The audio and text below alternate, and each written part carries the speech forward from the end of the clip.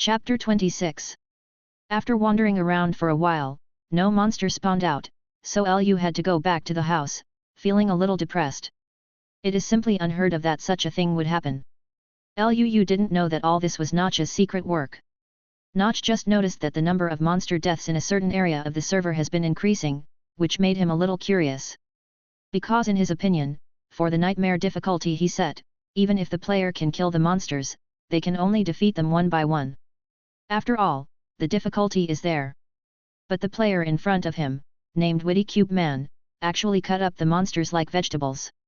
What's even more incredible is that he also lured a large number of zombies into the water and evolved into drowned corpses.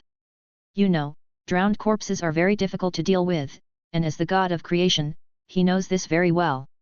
Seeing Lu going back and forth to attract and kill monsters, he couldn't sit still. The number of monsters refreshed in the server is constant. If all the monsters are refreshed here, other areas of the server will be in an embarrassing situation where there are no monsters to fight. Although it is a good thing for other players, if this continues, the pleasure of torturing players is gone. So he chose to put an area near Lu into peaceful mode to restrict this lawless player. Notch looked at the depressed Lu and found it a little funny. This guy was very similar to an old friend of his. They were both fighting madmen. It seems that I need to pay more attention to this player in the future. He counted with his fingers and found that the server had been open for some time now, and the server didn't seem to be under much pressure when running various operations. It seems that the open beta of the game can be officially launched after the closed beta. His original plan was to conduct 2 more rounds of testing, but now it seems that it is not necessary. He looked at Lu in the light curtain and raised the corners of his mouth slightly. Boy, the world of MC cannot last long just by fighting alone. I hope you won't disappoint me. It was dinner time, and Lu and Tiao Tiao went offline together. Lu walked to the dining table.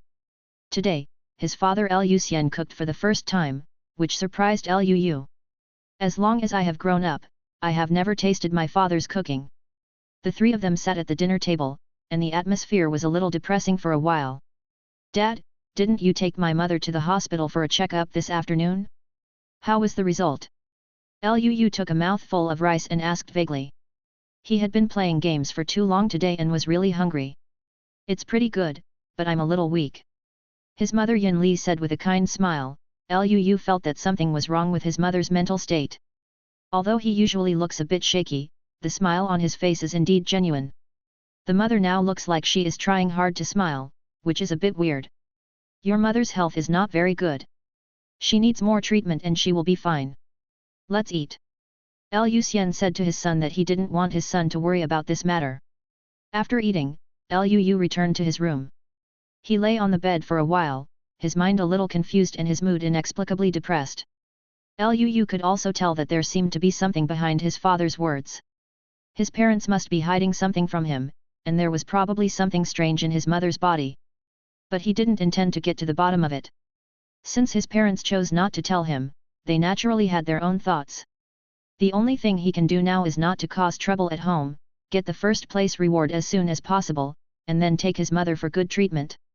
At that time, if he stood up to help the family solve their problems, his parents would probably not take his words as a joke. After Tiao Tiao went online, he saw that Lu had not played the game for a while, so he quit the game and came out to send him a voice call. Hearing the voice call prompt, Lu picked up the phone from the pillow. When he saw that it was Tiao Tiao, he hesitated and picked it up. Hello? Lu, why aren't you online yet? A beautiful female voice came from the phone, no different from the one in the game. I feel a little confused and want to rest for a while. What's wrong? What troubles you encountered? Let me tell you. Maybe I can enlighten you. There was some worry in Tiao Xiao's tone. Okay, let me tell you. Anyway, it's not a problem to keep it in your heart all the time. It's just a good time to find someone to talk to. Lu then spoke out his troubles, and Tiao Tiao listened attentively. After speaking, Lu felt much more relaxed. Auntie is such a nice person, everything will be fine, so you don't have to worry. Tiao Tiao comforted Lu and said. Hey, I hope so. By the way, Lu, where are you from? Tiao Tiao asked suddenly, which caught Lu off guard. Qinghan City, why do you suddenly ask me this? What? King Han City. A shocked voice came from the other end of the phone. Yeah, what's the problem? No, no, no. It's nothing. My father works at King Han Central Hospital. He may be able to help you. Really? Luu sat up excitedly.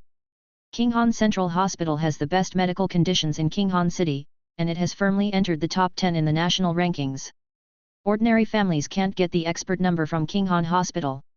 If Tao Xiao's father can help, there might be hope. Etc. Something seems wrong. Luu was suddenly stunned for a moment before he reacted. Could it be that? You are also from King Han City? Luu asked in disbelief. Tiao Tiao just hummed softly and didn't show too much surprise. In her opinion, this might just be a coincidence. What a coincidence! Luu smiled awkwardly, but he didn't know what to say. I'm in the XC area, where are you? What a coincidence, me too. Luu was really confused now. What's going on? A person he met randomly in the game actually lived in the same city and district as him. Isn't this incredible? Tiao Tiao suddenly fell silent. She never expected that the two people would be so close in real life, and she felt inexplicably nervous for some reason. After a while, she calmed down. Isn't that just right? Remember to let me know when Auntie is coming to see a doctor. I will tell my dad then. Okay, thank you in advance. Luu hung up and breathed a sigh of relief. A thin layer of sweat formed on his forehead, and his heart began to beat rapidly. It seems that it won't be long before we may meet Tiao Tiao. He put on his helmet, lay on the bed, and logged into the game with mixed emotions. Chapter 27. As soon as he went online, Luu saw Tiao Tiao working hard on the farm. She seemed unwilling to talk to him, and Luu was also a little uncomfortable, so he simply said hello and left home. It was a little late to go online, and the sun was already shining brightly outside. It was almost noon, and Luu stood on the hillside and looked into the distance. After crossing the river and walking eastward, there is the vast grassland area. Luu plans to go to the grassland for a stroll today. He still had 2 saddles in his bag that had no place to use. He wanted to try to see if he could find a horse to tame into a mount. The road to the snow-capped mountains was long, and having a horse would save a lot of time. He brought a lot of wheat and apples with him, just to increase the intimacy with the wild horses and make it easier to tame them. There were no more drowned corpses in the river, so Luu swam directly through the water. After finding the right direction, Luu began his adventure on the grassland.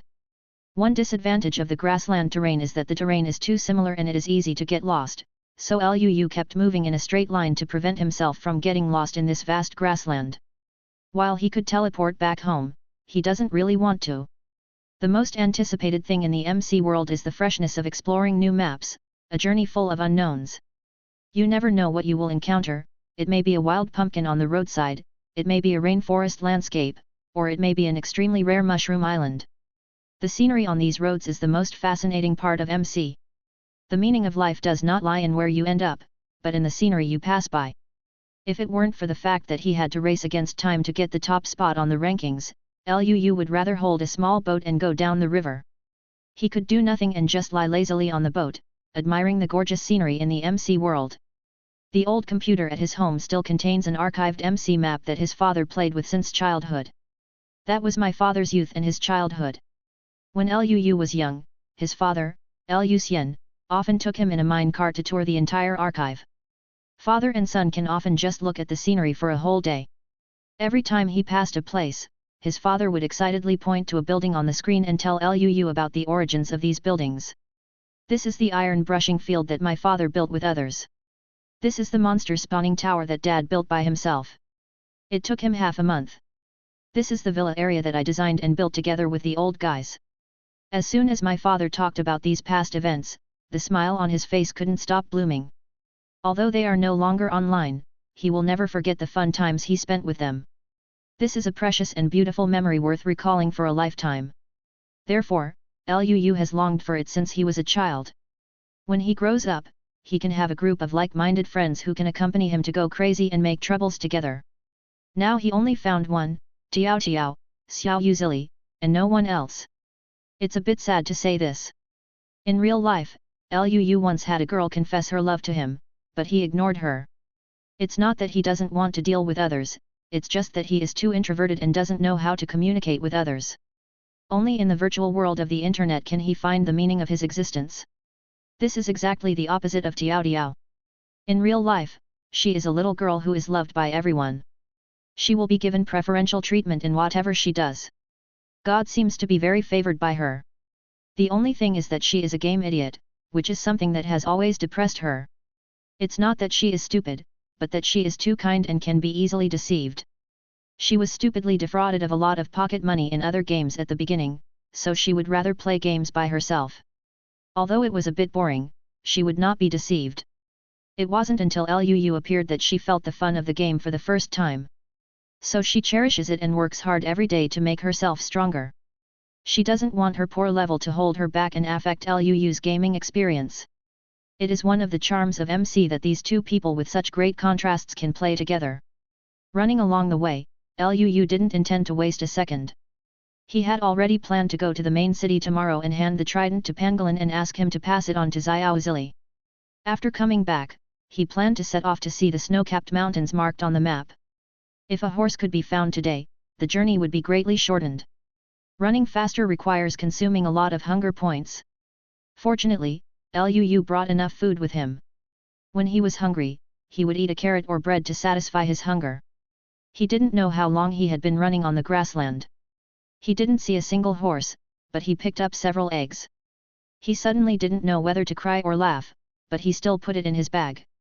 If a chick can be hatched, you can start your own chicken farm again.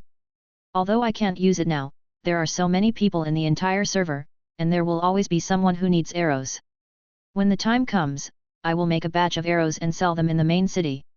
I believe I will make a lot of money.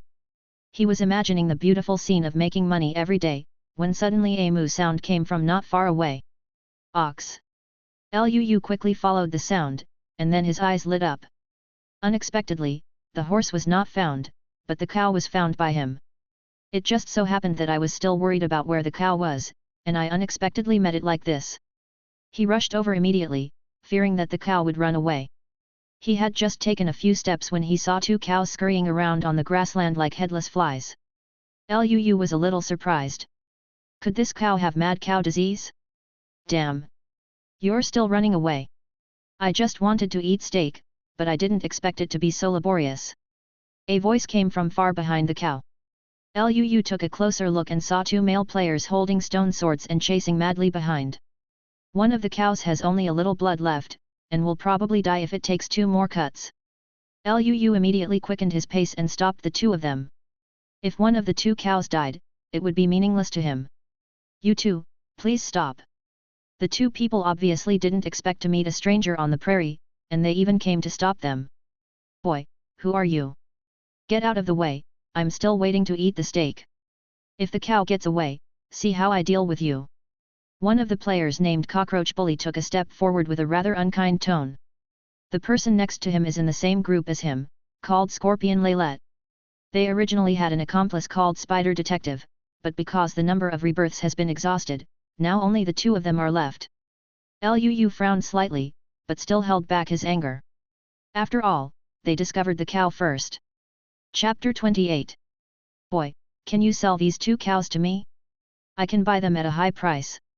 He said in a sincere tone. Selling it to you? Scorpion Laylet, did you hear that? This little guy actually wants to negotiate terms with the two of us. It's ridiculous. The Cockroach Bully pretended to be surprised and said to the Scorpion Layla next to him, his words full of ridicule. Scorpion Layla seems to be calmer than the Cockroach Bully next to him.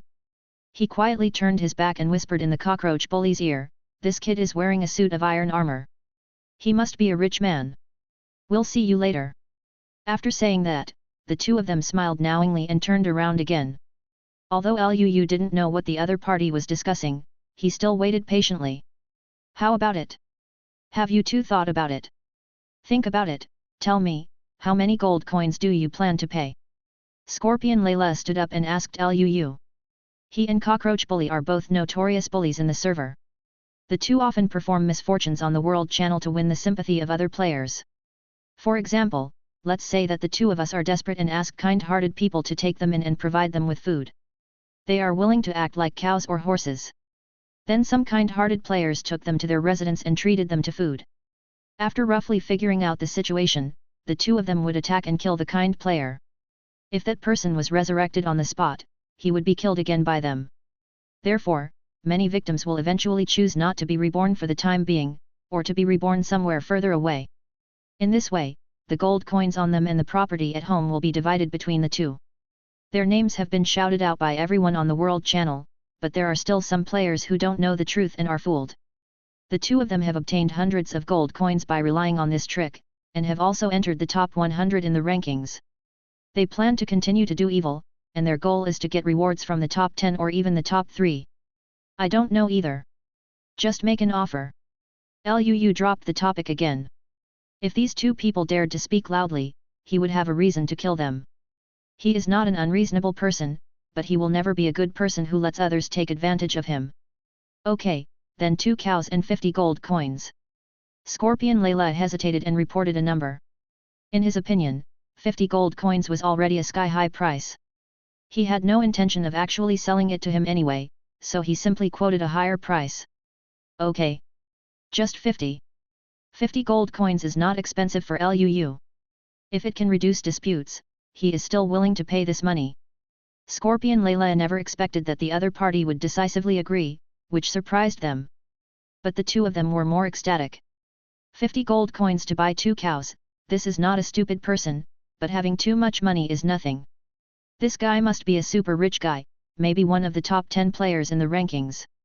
As long as 2 people succeed, they will probably enter the top 10. Thinking of this, the two of them couldn't hold back their inner excitement and proposed to trade immediately. After I give you the money, you should leave immediately. Do you understand? Luu looked at the two of them coldly and said. He took a few steps forward and dropped 50 gold coins in front of the two of them. Haha! I'm rich. The two people quickly lay down on the ground and picked up the gold coins, with uncontrollable smiles on their faces. The cockroach bully turned his head and gave Scorpion Lai Lai a look. Scorpion Lai Lai nodded, then suddenly drew out his stone sword and rushed towards Luu, with the tip of the sword pointed directly at Luu's head. The cockroach bully went around from the other direction, planning to attack from behind. The two of them had already planned to wait until Luu relaxed his vigilance, and then take action to quickly deal with this big fat sheep. Humph! You are not overestimating your own abilities. Luu had been on guard for a long time. The moment Scorpion Lai Lai rushed towards him, he took a few steps back, took out a bow and arrow from his bag, and shot an arrow at Scorpion Lai Lai's head. There was a soft whoosh sound, and the arrow hit the Scorpion Layla between the eyebrows. Scorpion Layla felt his whole body suddenly stagnate, and the arrow's built-in knockback effect knocked him away, causing him to fall heavily to the ground. 10. This arrow directly hit a critical hit, cutting half of Scorpion Layla's health. When Scorpion Layla saw that his blood volume had dropped by half in an instant, he didn't dare to have any objections to Luu, so he quickly got up and ran away. Still trying to run. Of course, Luu refused to let him go. He took out his trident and threw it hard in the direction of his escape. The trident drew a graceful arc in the air and hit the Scorpion Layla on the back of his head. 8. Scorpion Layla only had 2 points of blood left. Luu took another shot and killed him with one arrow. The cockroach bully also rushed up from behind, but he was far away and didn't see the scene just now, otherwise he would have turned around and ran away. Go to hell! He roared and struck with his sword. Luu did not intend to dodge the sword, and directly resisted the attack. The iron armor on his body is not a decoration. The stone sword only shed a little blood on his body, so don't worry about it at all. Luu suddenly turned around, swept the trident backhand, and hit the cockroach bully hard on the left side of his face, sending him flying. He rushed forward quickly, twisted the trident in his hand slightly, and threw it hard at the cockroach bully who flew out, piercing him. Luu quickly shot another arrow, without giving him time to react, and took him away with one arrow. In just 10 seconds, the two guys who wanted to attack Luu were already lying on the ground. Luu snorted coldly, walked to the two bodies, and picked up the loot and gold coins that fell from their bodies. Cockroach Bully and Scorpion Layla knew that they had hit a brick wall this time, and they did not dare to resurrect on the spot, so they went offline directly. A total of more than 100 gold coins fell from the two of them, all of which fell into Luu's pocket. His ranking on the gold coin rankings once again reached the first place. There were still a lot of messy items on the ground, and Liu accepted them all. The two men collected so much ill-gotten wealth that they almost couldn't even fit in their backpacks. This trip was a fruitful one. Not only did we get cattle, but we also killed 2 people. He set a teleportation mark on the spot to make it easier to come back later, and opened the teleportation gate to go home. Holding wheat in his hand, he introduced the 2 cows into the teleportation gate step by step, and successfully brought them home. Tiao was studying the synthesis of items at the workbench when suddenly a white light flashed and 2 cows bigger than her suddenly appeared in the room. She almost screamed, but fortunately Liu appeared in time and covered her mouth. "Don't bark, you'll scare the cows away and that'll be the end of it." Tiao nodded obediently. Chapter 29. Liu let go of his hand, while Tiao hid behind him in fear. The size of the cow is so huge that even though the place has been expanded once, it still seems a bit crowded. Liu walked to the bottom of the steps, held the wheat in his hand and shook it at the 2 cows, luring them to walk down slowly. After leading the 2 cows into the cow pen that had been built long ago, Liu quickly closed the fence door to prevent them from running out.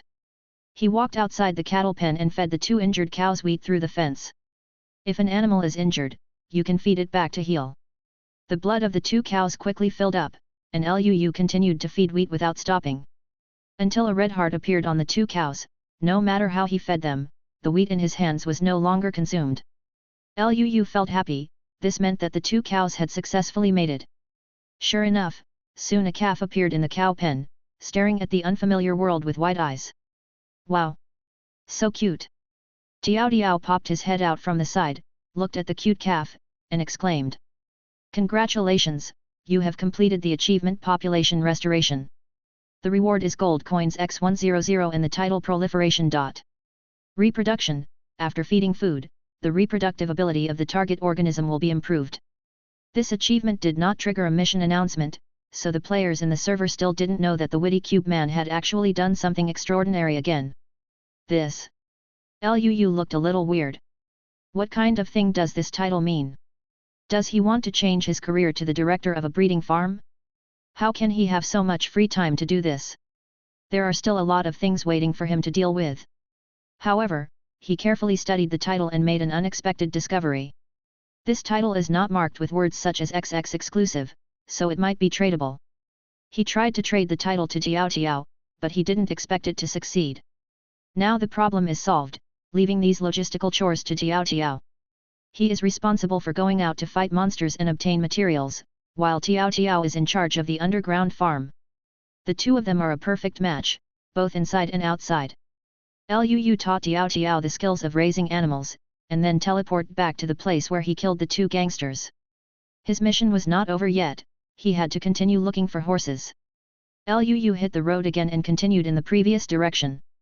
After another half-afternoon of searching, Liu still couldn't find any sign of the horse. The dusk was gradually falling, and it was almost night. If he couldn't find the horse today, he didn't plan to go back. Anyway, there is no threat to him at night now, unless he encounters the Enderman. The Enderman Xiaohei has a full 200 levels of health, and his attack power is amazing. Liu's armor probably won't be able to take a few hits. But he wasn't too panicked, as long as he tried not to look at him. The Enderman was a neutral creature, so it was very friendly not to anger him. While running, Liu paused and suddenly stopped. His luck seemed to be bad. The grassland had come to an end and a desert appeared in front of him. Liu sighed, could he really just give up today? He walked into the desert without giving up. If the desert was not big, he might still have a chance after passing through. Walking in the desert, every step makes a rustling sound.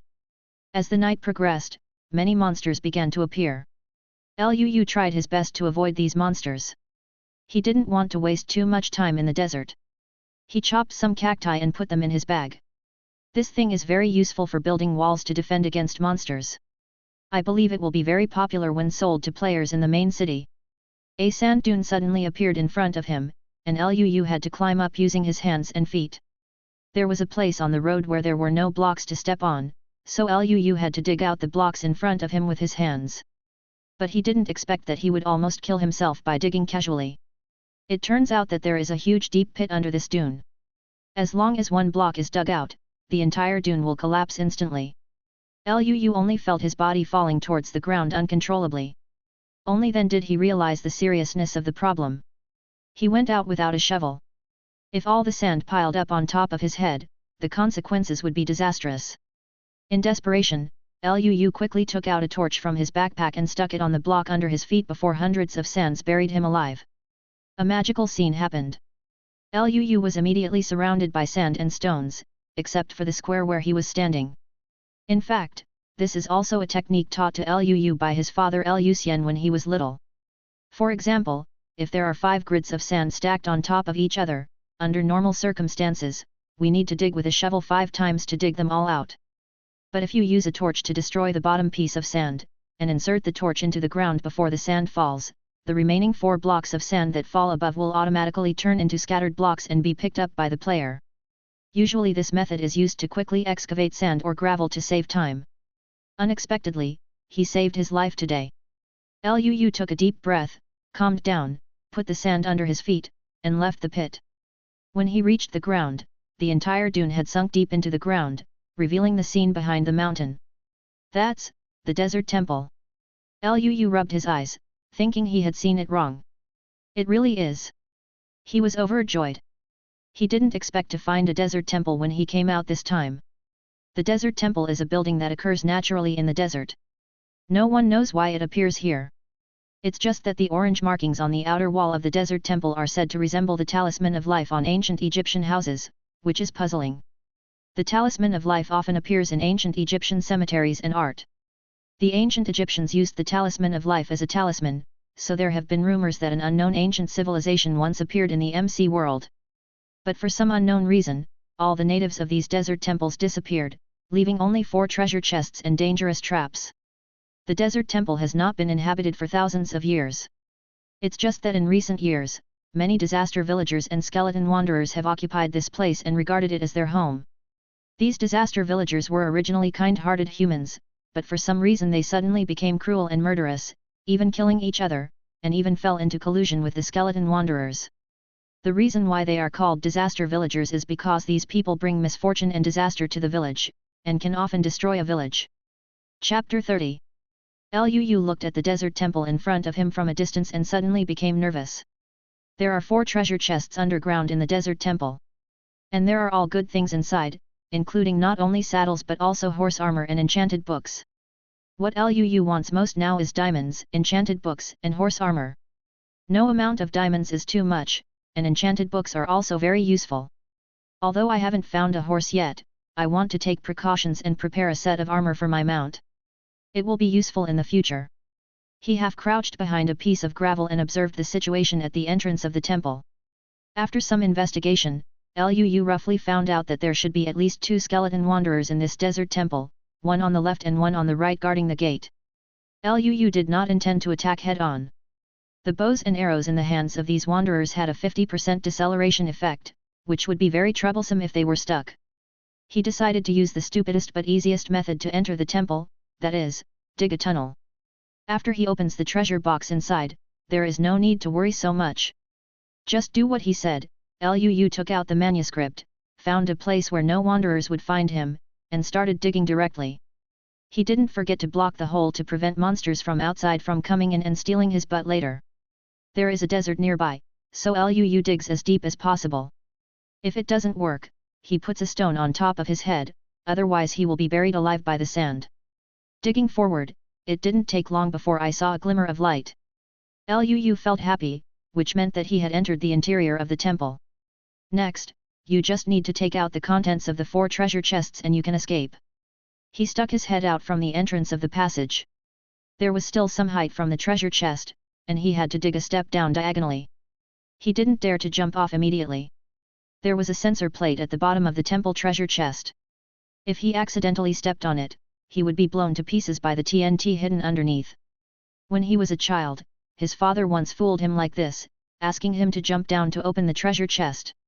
Liu believed it and jumped down very excitedly. A few seconds later, there was a roar, and Liu was blown to pieces. Cheating my son, my father dares to say that he is second, but no one dares to say that he is first. He was tricked by his father countless times when he was a child, and various traps emerged one after another. Just give me an example. He had sneaked up behind him several times with creepers, and then killed Luu. He even doubted whether he was his father's biological child. Luu dug a step passage along the inner wall, leading straight to the bottom. The light at the bottom was very dim. Luu inserted a torch and it suddenly became much brighter. There is a 3x3 sandstone floor under your feet, with a stone pressure plate placed in the middle. If you accidentally step on it, most of the desert temple will be destroyed. The first thing he did when he walked down was not to rush to check the harvest of the treasure box, but to carefully knock off the pressure plate, and then he could safely check the contents of the treasure box. Start with the treasure chest closest to him. 100 gold coins, 4 gold ingots, 5 bones and a few pieces of carrion, but nothing else. After a bad start, Luu sighed. It seemed that this kind of thing could only be done by Xiao Zili, the European emperor. But now it's not convenient to ask others to come out, so I'll do it myself. The first treasure chest contained even more shame, not to mention diamonds and enchanted books. I didn't even see a single gold coin. He was really of pure African descent. It's okay, there are 2 more. Luu silently comforted himself in his heart. Perhaps God opened his eyes, and the harvest from the 3rd box was quite a lot.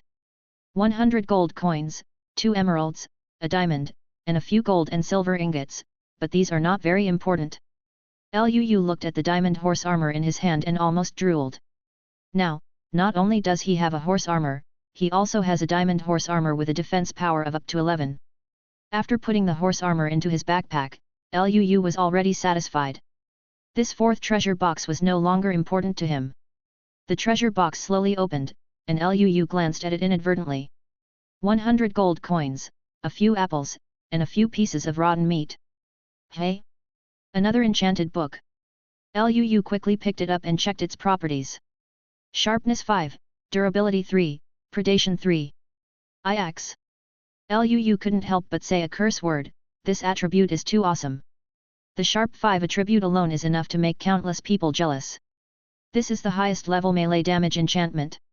If I enchant this book on a diamond sword, I guess no player can survive 3 attacks, right?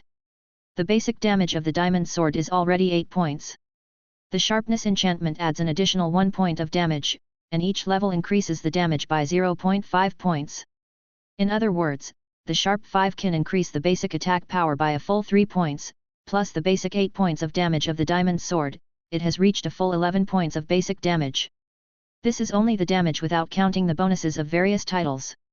If those titles are added, it is estimated that these monsters cannot withstand a few swords. In addition to the Sharp 5, there are also the most practical durability and robbery attributes. With these 2 attributes, when you fight monsters in the future, you will be durable and able to ship a lot of goods, which will not be a blessing at that time. After Luu put away the enchanted book, he did not leave. Instead, he took out a pickaxe and dug out the sand and gravel under his feet. There are 9 complete TNT explosives hidden under the gravel. This stuff is a good thing, and Luu can't let it go. After putting all the TNT into his backpack, Luu walked back to the exit along the dug steps with satisfaction. He circled around the sand dunes and came to the back of the temple. He used sand to build heights and climbed to the roof of the temple. Luu planned to use the high to defeat the low and get rid of the 2 wanderers in front of him. He aimed at the head of one of the wanderers and fired an arrow. There was only a whoosh sound, and the arrow shot through the air and hit the wanderer in the back of the head. Unexpectedly, the wanderer was killed instantly without even a chance to fight back. Luu was stunned for a moment, and then he remembered that the wanderers were mutated from skeletons, and skeletons themselves were undead creatures. Congratulations to the player Witty Cube Man for completing the achievement Monster Hunter Wanderer, obtaining the first kill of the Wanderer monster in Minecraft Online. Congratulations on completing your first kill of a Wanderer in the entire server. You will receive a reward of gold coins x100 and the title Monster Hunter Undead Killer. Another undead killer, Luu felt a little embarrassed. The author of this game must be too lazy. Can't he get some other rewards? I've already synthesized one, you can't possibly be able to upgrade it, right? Luu thought to himself. Chapter 31. Monster Hunter Undead Slayer, causes double damage to undead creatures. It was still the familiar special effects, double damage, but Luu no longer had the original surprise. He already has the undead Terminator, who cares about this? With a sigh, Luu threw the thing into his bag, but he didn't expect that the title suddenly disappeared. Shit, wait a minute, where is my title? Could it be that I saw a ghost? Luu searched in the bag for a long time, but still couldn't find it. He thought there was something wrong with his eyes. But no matter how he searched, he couldn't find the title. Could it be that it had long legs and flew away on its own?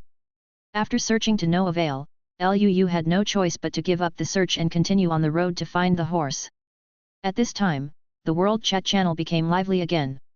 Desert Wolf, a witty cube man. Why is it him again? The crow is not black, it's ridiculous. I and a few friends worked hard to kill a monster today. I even died once. This guy is good, he can get the first kill from time to time. Is he his official son? Chrysanthemum Titans, I don't know if he's handsome or not, otherwise I might consider sticking to him. The World Channel suddenly became deserted for a while, and no one spoke for a while. This player whose ID is called Chrysanthemum is tight is actually a die-hard gay. He takes pleasure in calling people his husband every day when he sees them on the World Channel. Therefore, when everyone sees this ID, they feel cold all over and feel a little nauseous. Uneasy Nancy, oral area. Fuji's love letter cow area. Xiuanmu number 1 scholar, cow area. Luu took out the map left by Jerry and saw that his current location was getting further and further away from the snow-capped mountains. If there was still no result by daybreak, he would have no choice but to give up. With so much time, he would probably have walked half of the journey to the snow-capped mountains. As soon as he got on the map and was about to set off, a strange-looking monster pounced on him. Husk. Only then did Luu realize that this was a zombie variant unique to the desert. Without saying a word, he took out his iron sword and struck it with a few blows, killing him. Congratulations to the player Smart Cube Man for completing the achievement Monster Hunter Husk, obtaining the first kill of the Husk monster in Minecraft Online. Congratulations on completing the first kill of the corpse in the whole server. You will receive a reward of 100 gold coins and the title Monster Hunter Undead Killer. I am an experienced driver, Gan. Don't let anyone play the game. It's only been a few minutes. Why did you get the first kill again? It's hard to come up with a name, people are playing Minecraft, and we are playing horror games. It's good to survive. Head of the Rishin gang, everyone, please disperse. I can see that this guy is most likely an official dog caretaker. Everything is possible in dreams, +1. Reluctantly being a man, +1.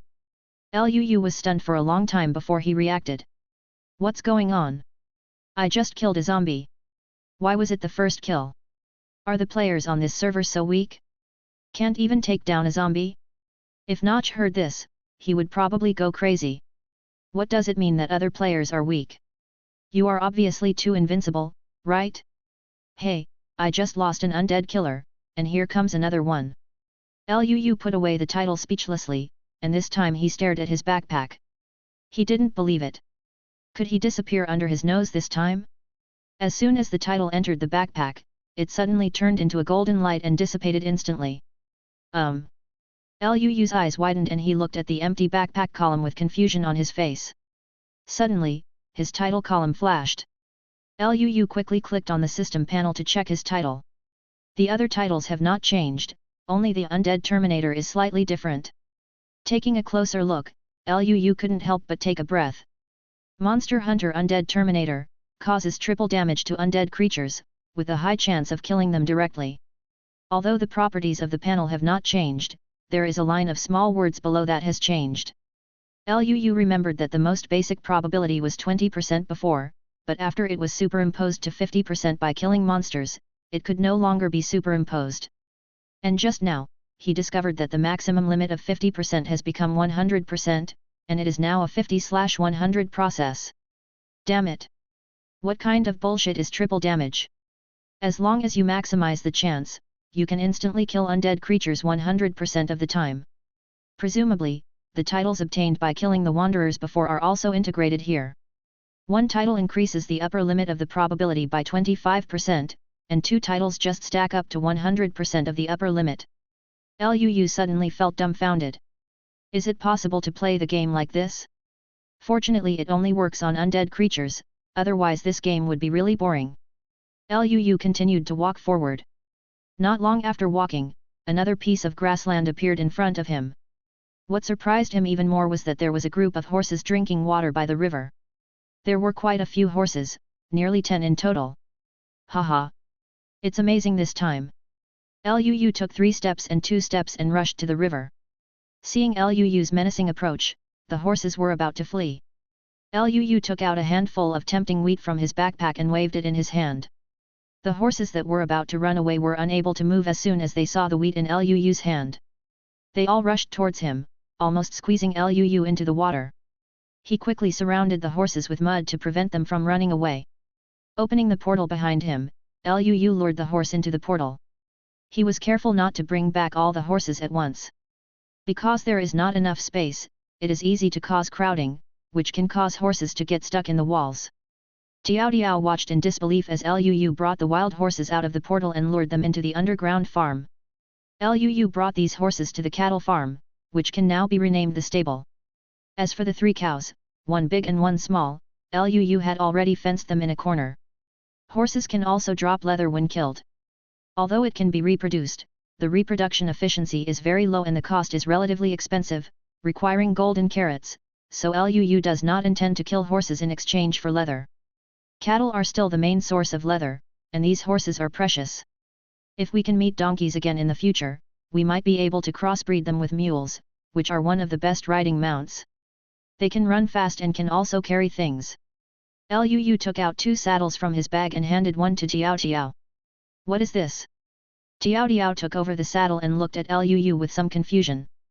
Hey, I'll teach you how to ride a horse later. Liu chuckled. Chapter 32. Come here, come closer. Liu walked up to the horses and greeted Tiao.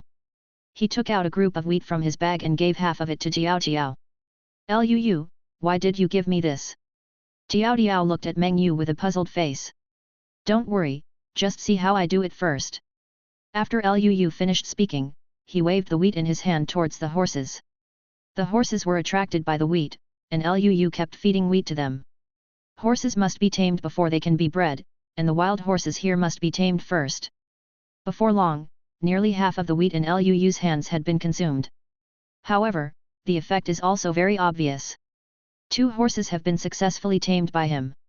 Don't be stunned, try it too. Tiao looked at Liu and then at the tall horse. Although she was a little frightened, she still mustered up the courage to walk up. She handed the wheat to the horse and closed her eyes in fear. None of these wild horses seem to be easy to mess with. From time to time, they will spray saliva on their faces, but they are not as aggressive as alpacas, grass mud horses. Tiao always thought that these wild horses would attack her, but she didn't expect that to happen. Instead, a horse nuzzled her arm affectionately with its head after eating the wheat in her hand. Tiao opened her eyes and looked at the pure white horse in front of her, with a hint of surprise on her face. She tried to rub the horse's head, and the horse lowered its head in cooperation. So amazing! After gaining experience, the 2 followed the same method and quickly tamed all 10 horses. Then comes the second step. Liu took out some carrots and some gold ingots obtained from the previous treasure hunt from the box, and walked to the synthesis table. Break down the gold ingots into gold nuggets, then put 8 gold nuggets and a carrot together to make a golden carrot.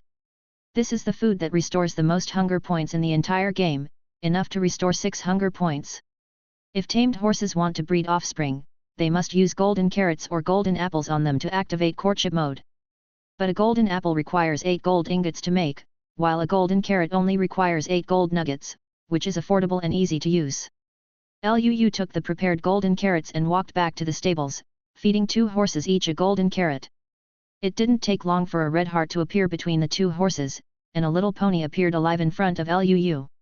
One advantage of this kind of pony when it grows up is that it does not need to be tamed, and people can directly put a saddle on it and ride it. Okay, have you learned it? After demonstrating once, Liu stopped and asked Tiao. Yeah, I know how to do it.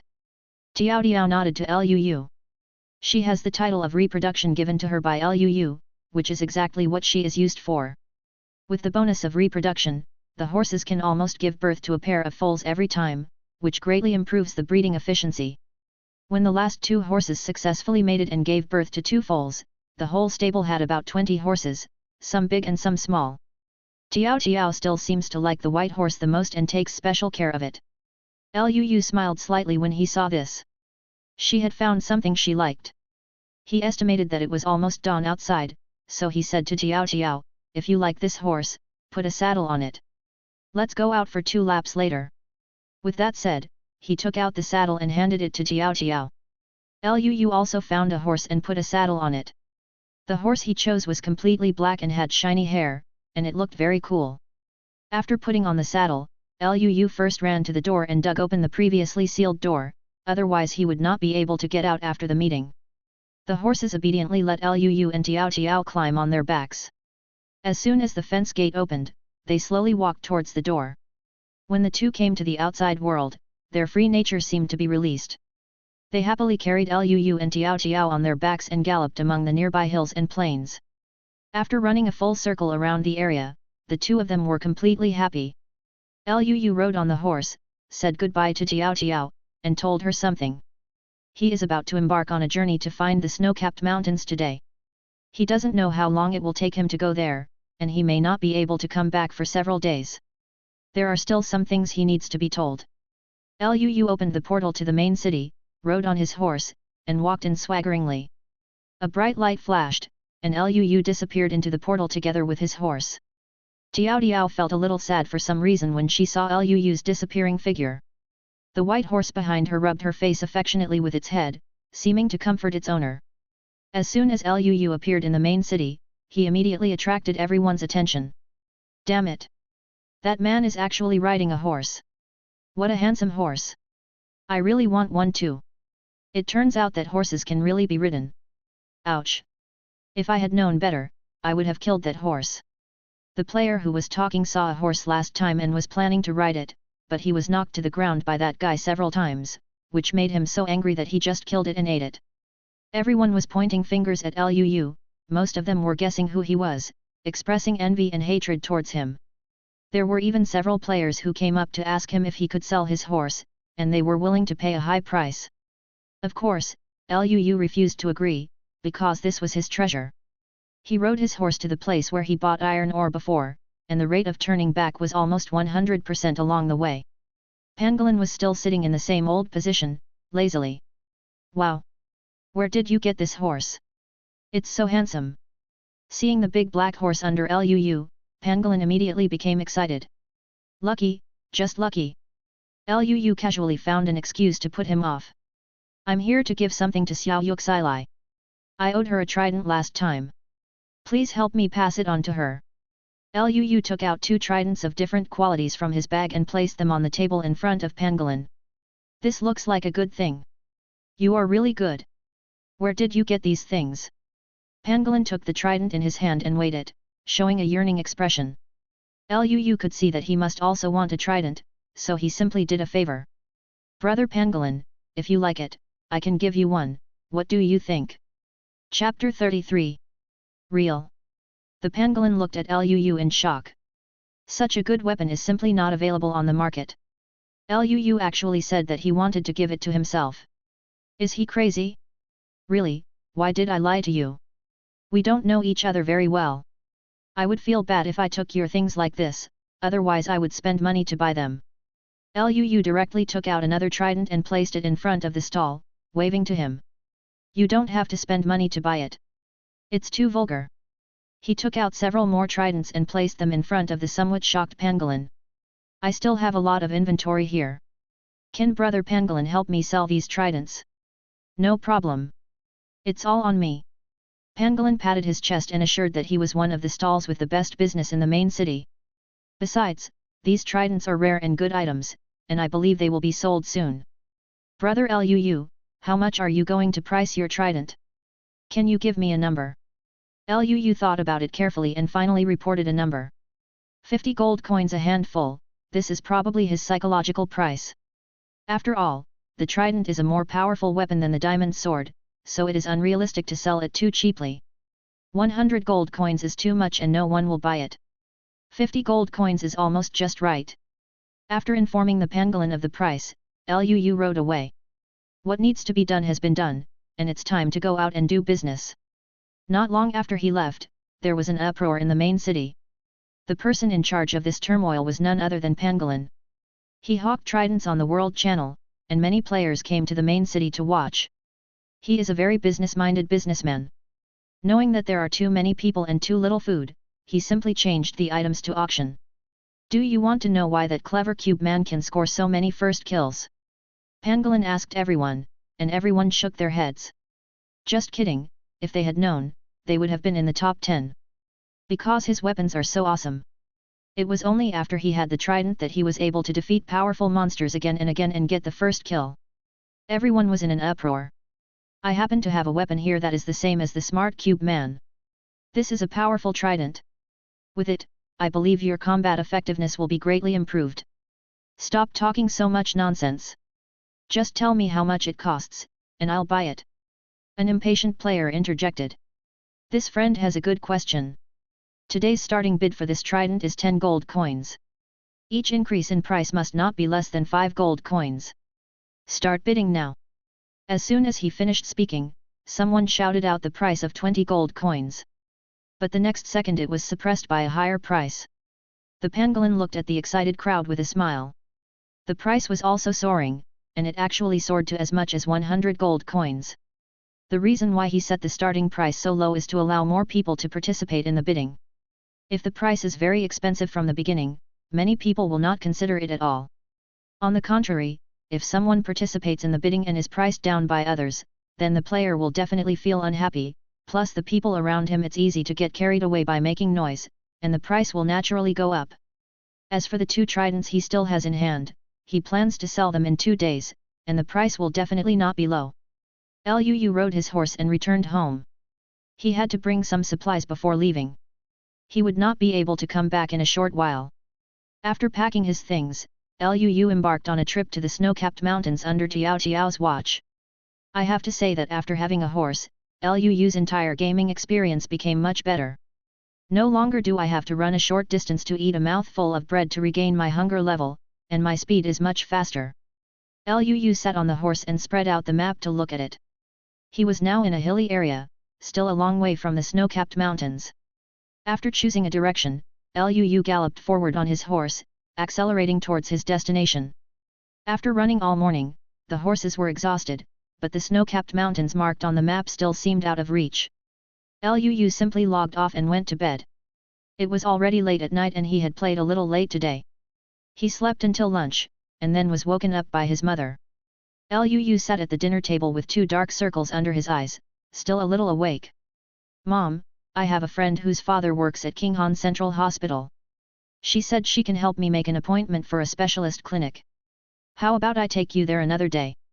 Luu asked tentatively while eating. No, don't you have to spend money to go to the hospital? You are about to start college, and it will cost a lot of money in the first year. Your father's company's performance has not been good recently. I accept the favor. Let's save some money. Bar. Yin Li sighed and said, looking a little sad. Luu buried his head in his meal, hummed softly, and did not continue to force himself. He has decided that as soon as he gets the bonus for this closed beta test, he will take his mother to see a doctor. This matter cannot be delayed. After eating, Luu returned to the house and went online again.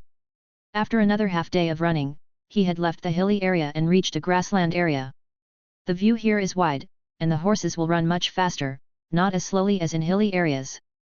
After galloping on the grassland for another half day, it was already nightfall.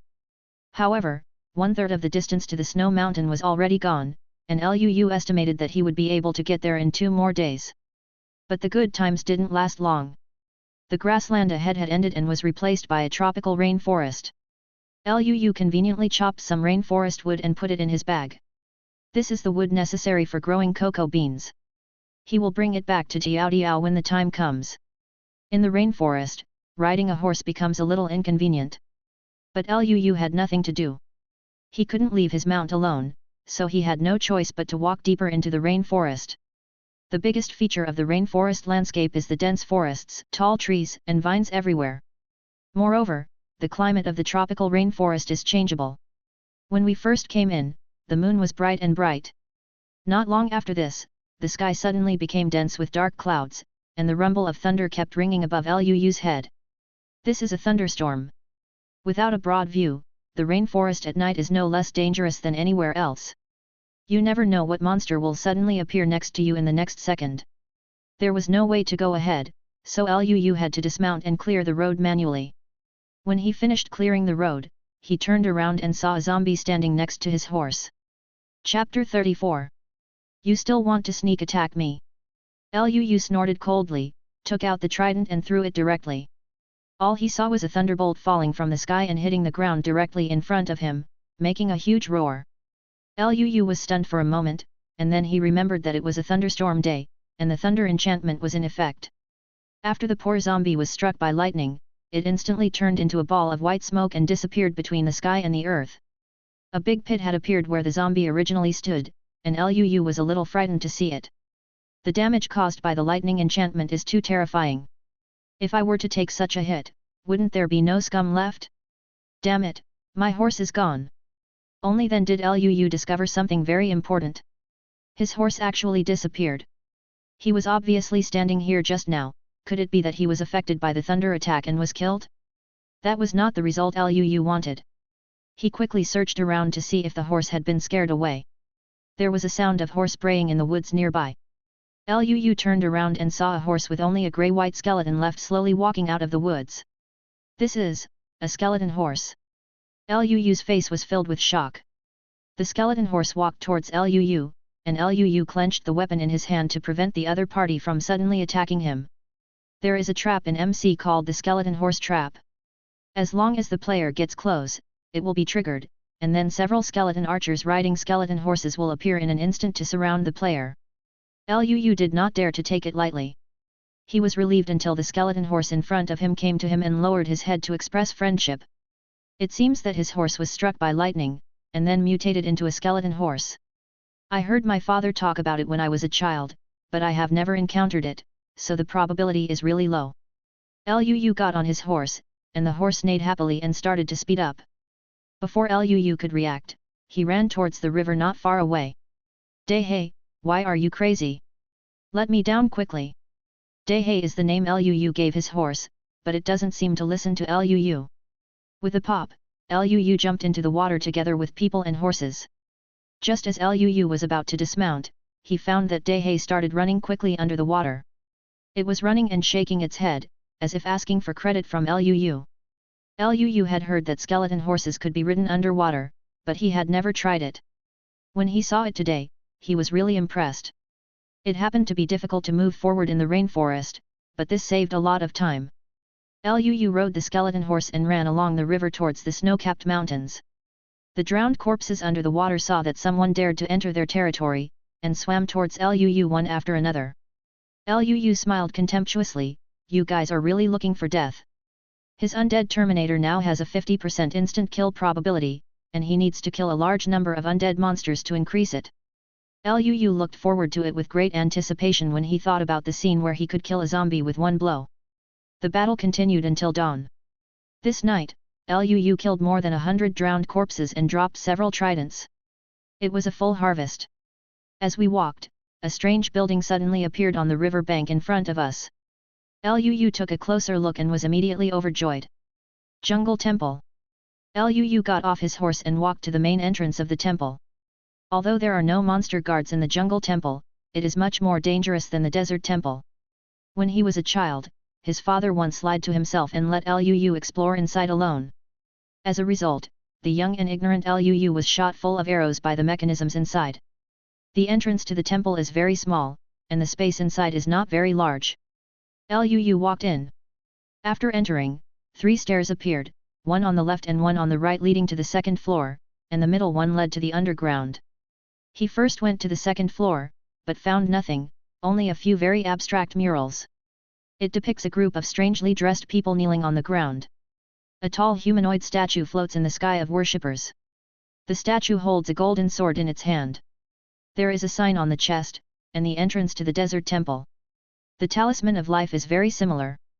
I have never seen this mural before. Could it be a new addition to the game? But these were not very important to him. He went down to the second floor and headed underground. After going down the stairs, the light inside was very dark and it was impossible to see clearly. Liu stuck the torch on the ground, and the passage immediately lit up. After going downstairs, 3 levers appeared on the left-hand side. Liu needed to unlock them according to the correct password, and then a hidden treasure box would appear. But Liu didn't have the time to play with Yuan decryption. He directly took out the manuscript and dug open the wall. A treasure chest, some redstone wiring, and a piston were revealed inside. Liu ignored these things, dug them all out, walked to the treasure chest and opened it. Although the mechanism is very complicated, the items are really not that good. They only have 100 gold coins, a few iron ingots and rotten meat. However, Liu was not very disappointed. He was just passing by here. Besides, there was still a treasure chest that had not been opened in the temple. Liu turned around and walked towards the other side. As soon as he passed the corner of the passage, Liu stopped. The brightness was a little low, and the road ahead was a little unclear, so he inserted a torch again. On the ground not far in front of him, a thread so thin that it was almost invisible appeared. If Liu hadn't paid attention just now, he would have fallen into a trap. But this is obviously impossible. Liu was tricked here when he was a child. Later, his father told him that there were 2 tripwire hooks on the ground here, with a silk thread connected in the middle. Once you step on it, the trap will be triggered, and arrows will be shot from the wall facing Liu, causing damage to him. Liu knocked off the silk thread on the ground and swaggered to the front wall, where there was a transmitter pointed at his head. He was not polite and just said he dug it out and put it in his bag. Turn right again to see the remaining treasure chest. However, there was another trap that was exactly the same as before. Liu quickly dismantled the last trap, and now it was safe. He opened the treasure chest nervously, thinking that one of the 2 treasure chests should give me something good. It was still a fixed 100 gold coins and some sundries, but there was one thing that made Liu's eyes light up. Enchanted book. This was his favorite thing, so he quickly picked it up and checked its properties. Quick reload 3, multi-shot 1, this. Liu was suddenly stunned. These 2 enchantments are exclusive to crossbows.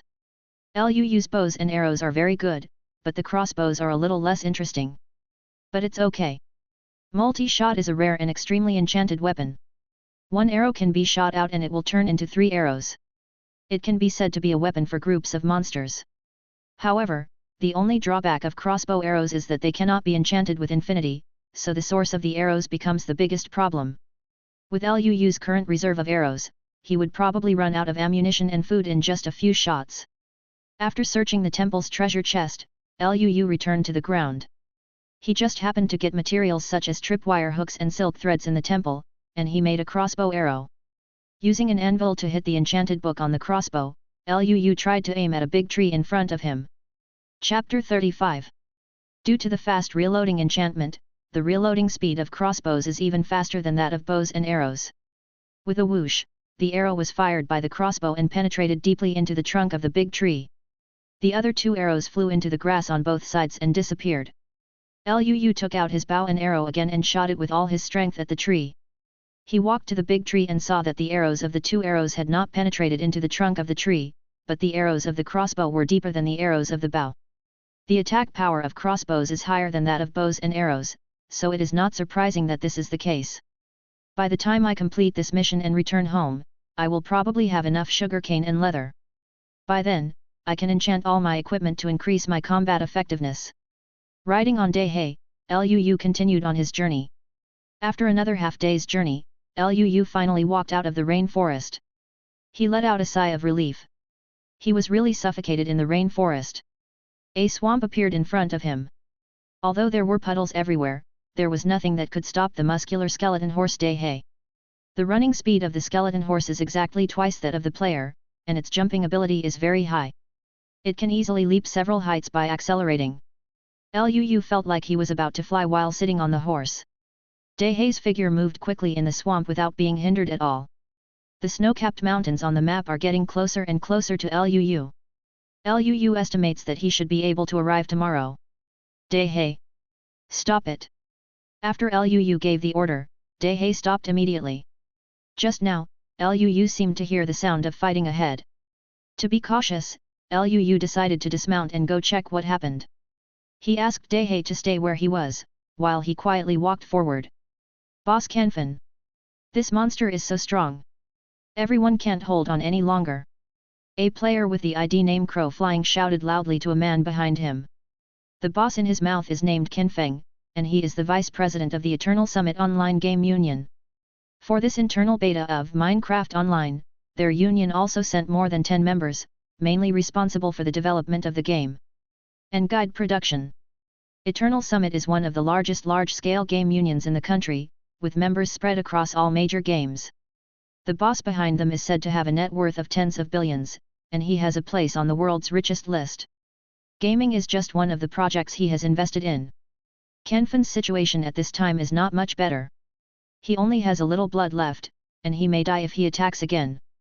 They had received a tip before that someone had discovered a strange building in the swamp, and a guy who claimed to be a witch inside had killed him.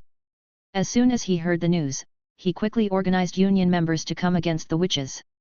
He originally thought that this witch was just an ordinary monster at most, and at most harder to kill than zombies. A dozen or so of them can always handle it. But I didn't expect this mysterious witch in front of me. Her attack method is very strange. Instead of fighting you hand to hand, she will hide behind and spray various potions on them from a distance. So far in the battle, more than half of their dozen brothers have been lost.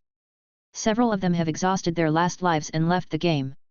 Canfin only has one last life left.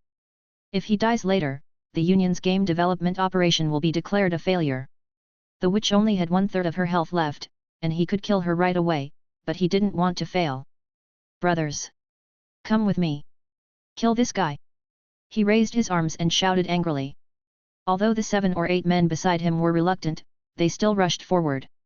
"There is no way," who asked others to give more money. Most of the union members at Eternal Summit work offline. They have special dormitories where they work just like going to work every day, playing games, eating and sleeping. Of course, the salary package is also very generous. Otherwise, no one would come here specifically to make a living playing games. Luu hid behind a tree and quietly watched the fierce battle in front of him. This witch was no ordinary monster, with such high HP that Luu didn't even dare to say that he could kill her. This group of people didn't even have any iron gloves, and they actually dared to challenge the witch. If they hadn't built a bed next to the latrine, they wouldn't be far from the shit. Sure enough, the witch threw a bottle of slowness potion at the people who rushed up. They immediately became slow and found it difficult to move. Immediately afterwards, she threw out a bottle of poisonous potion again, and any player hit would continue to lose blood. "Ah! I'm dying! Save me!" Crow Flying shouted in horror that he only had the last 2 bars of health left. He turned around and wanted to run away, but the witch could not let him go. Another bottle of damage potion was thrown out, instantly killing him and the 3 remaining health players beside him. The corpses of several people disappeared into a plume of white smoke. Since this was their last life, all the belongings they had on them after death exploded and scattered on the ground. Canfin's expression changed, and the remaining players were a little scared. They didn't want to die in vain. Each of these people has a lot of gold coins, and almost all of them are among the top 100 players on the gold coin list, and Kinfeng is among the top 10. If a few of them share the legacy of their deceased teammate, they might all have a chance to enter the top 10. By the time the closed beta is over, even if one person only gets 500,000, that will be enough, and he won't have to work hard to make money playing games for others. "What are you doing standing still? Come on! You don't want the salary anymore, do you?" Canfin cursed angrily when he saw several of his men were hesitant. "We can't let him, a dignified vice president, charge into battle. He is famously afraid of death. He was accidentally hit by a highly poisonous potion before, which scared him so much that he quickly hid behind him and ate to restore his health." Several of the men exchanged glances and decided to surround the witch from all sides and launch an attack to avoid being caught all at once. This method quickly paid off, and after sacrificing 3 more players, the witch's health was finally reduced to single digits. "Haha! The first kill is mine!" When the last player saw the witch with only a trace of blood left, he shouted excitedly and attacked the witch. Suddenly, his body froze, and the sword in his hand fell to the ground weakly. Before he died, he turned his head around with difficulty and looked at Kinfeng's face full of ferocious smile, showing an expression of disbelief. Kinfeng didn't know when he stood behind him, and the iron sword in his hand had penetrated deeply into his body. "Canfin, you. Before he finished speaking, he turned into a ball of white smoke and disappeared. Suddenly only Qin Feng was left on the field. Humph. He's just a lackey, he doesn't care about his status, and he wants to take the credit from me. I, Qin Feng, will decide the kill today. His eyes were full of excitement. As long as he slashed twice more, the witch would fall, and then all the credit would be his. The president will definitely reward himself heavily. Qin Feng roared angrily, pulled out his iron sword and slashed at the witch. Chapter 36. The witch seemed to react. Suddenly he turned around and threw out a bottle of damage potion. Qin Feng was unable to dodge and was instantly killed. He lay on the ground and looked at the witch so close, feeling unwilling to do so. Just a little bit different. He succeeded. So angry. After cleaning up the enemies, the witch began to drink the healing water to restore her health. Just as she raised her head to drink the medicine, an arrow suddenly interrupted her movement. 10. The witch wailed and fell down. Liu slowly walked out from behind the tree. Qin Feng lay on the ground and could only watch helplessly as this strange player appeared out of nowhere and pocketed the loot that originally belonged to him. At the same time, a world announcement once again shocked the entire server. Congratulations to the player Witty Cube Man for completing the achievement Monster Hunter Witch, obtaining the first kill of the witch monster in Minecraft Online. Congratulations on completing the first kill of a witch in the entire server. You will receive a reward of 200 gold coins and a Holy Cloak X1. Holy Cloak, after wearing, the player will be immune to magic attacks, exclusive to the Clever Cube Man, cannot be damaged and cannot be traded. This is a dark grey cloak that feels silky to the touch, as if it is made of fine silk ribbons. Liu equipped it on his body, and a permanent buff with magic immunity appeared on the system panel. This thing is a good thing. It is not only stylish but also practical. If you encounter a witch in the future, you can walk sideways. As for why the first kill reward this time was 200 gold coins instead of 100, Liu guessed that it might be because witches were more difficult to deal with. He got a big bargain today. Although he felt a little unethical, he couldn't let go of the witch who was given to him for free. At that time, all the people in the group were dead, and no one was resurrected to continue fighting. If the witch was restored to health, there would be no chance. Besides, Notch said that there are no rules here, so nothing is off limits. Made. Moreover, this guy named Qin Feng is really hateful. He even stabbed his own men in the back for the first kill. It is really shameless. Liu picked up all the items and gold coins dropped by these people, as many as thousands of gold coins. There are countless other things, which are simply a windfall from heaven. Liu had already owned nearly 1,800 gold coins before, leading the entire server in the rankings, far ahead.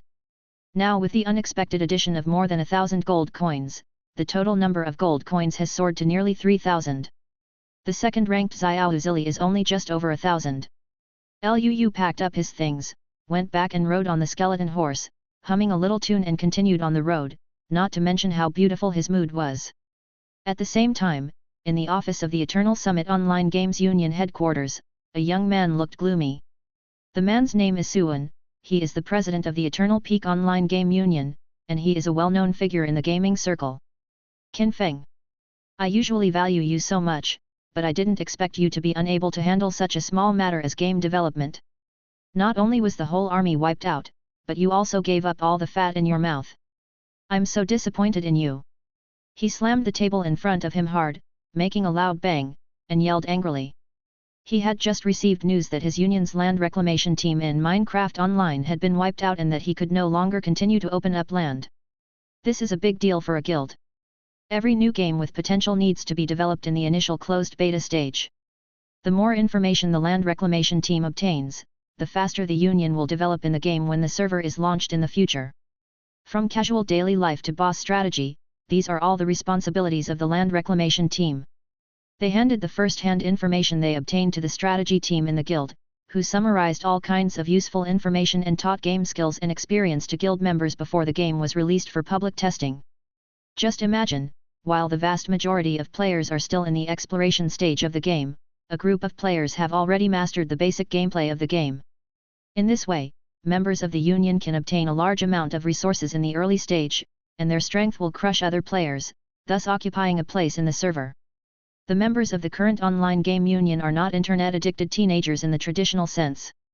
Nowadays, it has become a new type of employment choice, with high wages and good benefits. However, the golden period is relatively short, and people will generally be eliminated after they are over 30 years old. To operate and manage an online game union with tens of thousands of people is not something that just an ordinary person can do.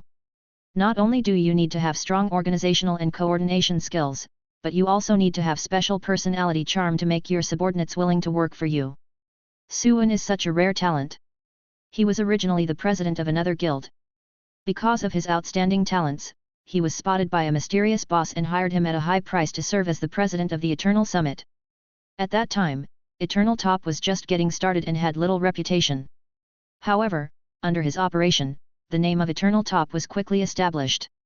In just 1 year, it had transformed from an unknown union to a nationally renowned union. Ten's dazzling presence. Qin Feng stood opposite Suwon tremblingly, not daring to look directly at him. Suwon usually showed an approachable image to his subordinates, but only Qin Feng knew how scary Suwon could be when he was angry. "Boss, you really can't blame us.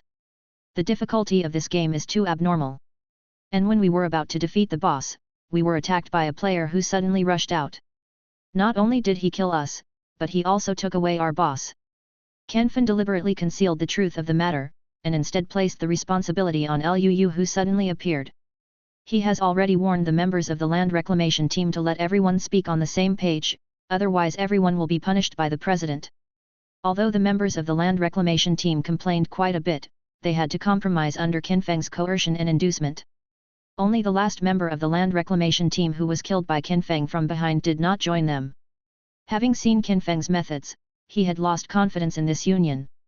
His ID is Feng Han, and he just joined Eternal Summit half a year ago. Due to his outstanding performance, he was selected to join this land reclamation team. Originally, he was not interested in Qin Feng. He would just give random directions every time. When fighting monsters, he would always let himself and others rush in front. When the time came to share the credit, it would become him to kill with incomparable bravery. Quartet. Most of the 3 rebirth opportunities that he and others had were wasted due to Qin Feng's repeated wrong orders. Today Qin Feng actually killed himself for the first kill, which completely chilled his heart. He originally thought that the Eternal Summit Union's benefits would be high, so that he could make more money to treat his sister's illness, but now it seems that it is simply a joke. Chapter 37. As long as people like Qin Feng exist, Eternal Summit will collapse sooner or later. This is his intuition. In fact, it was not difficult for more than 10 of them to kill the witch, but Qin Feng was just too stingy. Among the more than a dozen members who opened up the wasteland, he was the only one who wore a suit of iron armor. The others only had an iron sword in their hands and no armor at all. Almost all the gold coins obtained by more than 10 people these days were pocketed by him alone. Qin Feng has selfish motives. He wants to rely on this money to hit the top 10 in the gold coin list in order to obtain rewards for the internal test. Iron ore costs 1 gold coin, and a dozen or so people here can't spend hundreds of gold coins. What a waste! In his opinion, all you need to do to defeat monsters is to use human lives to accumulate them. Lives are worthless anyway. Unexpectedly, in the end, I shot myself in the foot. In order to save money, I got to this point. Check. Check carefully for me, who is that guy? If he dares to go against our Eternal Summit, I must make him look good. Suan's tone was very angry. He didn't expect that someone would dare to go against him. Okay, boss. I'll do it right away. Seeing that the president's hatred had been diverted by him, Qin Feng quickly nodded and retreated. Although he didn't see the person's game ID, it was still easy to find out his identity.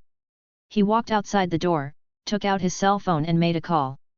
Hey, help me find out who got the first kill of the witch today, and focus on this person's every move. Boss Qin Feng, we have found out, but... The person on the other end of the phone sounded hesitant. But what? You should tell me quickly. Qin Feng asked eagerly. That person is the player at the top of the rankings, the witty cube man. What? Is it him? Qin Feng was a little shocked. He thought it was some unknown person who ruined his good deeds, but he didn't expect to meet him. Liu's reputation is not small in the server, and there will be some big news almost every 2 days. Since the launch of the server, if the calculation is correct, he has got the first kill of all monsters. However, this person never seemed to appear in the public eye. Fanfiction once wondered whether this so-called player was an official fictional character, just to prevent other players from getting the reward for first place in the closed beta. Until today, he didn't believe any of this was true. Then, boss, do you want to continue investigating him? Aren't you talking nonsense? Keep a close eye on this person's movements. In addition, tell other players where the clever cube man is currently. They will definitely go to surround him for gold coins. I'll see how he can escape by then. Fanfiction sneered, even though all their people are dead, you can't even think about it easy. No matter how fierce you are, 2 fists are no match for 4 hands. Hundreds or thousands of people will come to surround you to see if you will die when the time comes. Thinking of this, Fanfiction's mood suddenly improved a lot. At this time, Luu didn't know that there was already a huge quarrel on the world chat channel. Good catning, according to reliable information, Wise Cube Man appeared in the swamp area. Wandering Frog, real or fake? Is it the cube guy at the top of the list? Good catning, of course, I can still lie to you. Have you formed a team to encircle and suppress him? He has a full 3,000 gold coins on him. Gil the thief, forget it, people chop monsters just like chopping vegetables. Aren't we going up there to give him money? 5 elements wickedness, that's not necessarily the case. There are so many of us. One person can drown him with just 1 breath of spitting. I'm signing up to participate. No one is with you yet? Good catning, okay. Counting you alone, is there anyone else? I'll wait for you at the gate of the main city. We'll set off in half an hour. As soon as this statement came out, a bunch of players exploded. When many people saw someone taking the lead, they joined in. Soon a crusade team of several hundred people was formed, and the entrance to the main city was instantly blocked. They thought that there were so many people looking for trouble for Luu anyway, and no matter how invincible he was, he couldn't fight against hundreds of people by himself. As long as Luu dies, they can get some benefits. Hundreds of players with evil intentions gathered here, attracting Notch's attention. After he understood the ins and outs of the matter, he smiled calmly. I just happened to be a little bored recently and happened to watch a big show. Little guy, I don't know if you can survive this siege. I hope you won't disappoint me. Luu continued to move forward, and not long after walking he found a strange-shaped wooden house. This should be the swamp cabin where the witch lives. Luu dismounted and walked into the house. There was a cute little black cat squatting at the door. It should be the witch's pet. The space in the house is very small. The furnishings are also very simple, with only a workbench and cauldron, and a flower pot placed on the windowsill. There were bottles and cans scattered everywhere on the ground, and some parts of the floor had been corroded by potions. There were several bottles of potions on the table, and Luu put them all in his bag. He didn't care whether they were useful or not. He just took them. Luu quickly retreated. The smell inside was really pungent. If he stayed there for a long time, he might faint. Just as he was about to get on his horse and leave, there were a few slight snapping noises around him, and then disappeared again. He immediately stopped and began to listen carefully. Click, click. The strange sound sounded again, and Luu followed the source of the sound and quietly leaned over. I saw a giant green cube beating in an open pit mine not far away. Slime. Luu recognized it at a glance, and it was a giant slime, as tall as Luu alone. This was the first time Luu had seen such a big slime. He couldn't help but be on guard, because although slime looked very gentle and cute, it was still aggressive. Since a slime's attack power increases based on its size, Luu estimated that if a slime of this size accidentally attacked him, his life might be in danger. He slowly approached the giant slime, trying not to anger it. When Luu walked to the front of the slime, he found that it seemed to be injured. There was a deep wound on its face and green blood was flowing. It seemed to have discovered Luu's arrival, and it looked at Luu. There was no hostility in its eyes, but a pitiful look for help. This left Luu a little confused. What happened to it? Are you still asking yourself for help? Chapter 38. He hesitated, took out the healing potion he had dropped from killing the witch from his bag, and threw it at the slime. The medicine bottle shattered, and the slime's wound began to heal quickly. To Luu's surprise, its size also slowly became smaller, and finally turned into a miniature slime as big as a palm. The slime jumped up from the ground, jumped directly onto Lu's shoulders, and rubbed his neck affectionately. Before Lu could figure out what was going on, it jumped again, jumped onto Lu's arm, twisted and ran down the arm, and finally stood in the palm of Lu's hand. He looked at this naive little guy curiously and poked it with his finger, causing it to roll in Lu's hand and make a chew sound from his mouth. What are you planning to do? Do you want to follow me? The little guy seemed to understand what Lu said. It jumped up and down happily and seemed to be nodding. It jumped to the ground, opened its mouth to a piece of soil, and a magical scene happened. The piece of soil that was dozens of times larger than his body was swallowed up by it. After it swallowed the soil, the color of its body also turned green and its size increased slightly. Lu was stunned. What is going on? I've only seen slimes split, but I've never seen slimes swallow blocks on their own and become larger. Lu felt that there must be some secret in this little guy, but he didn't know it yet. But now it can no longer be regarded as a little guy, it is no different from the size of a normal slime. It jumped back and forth in front of Lu twice, and called out chew.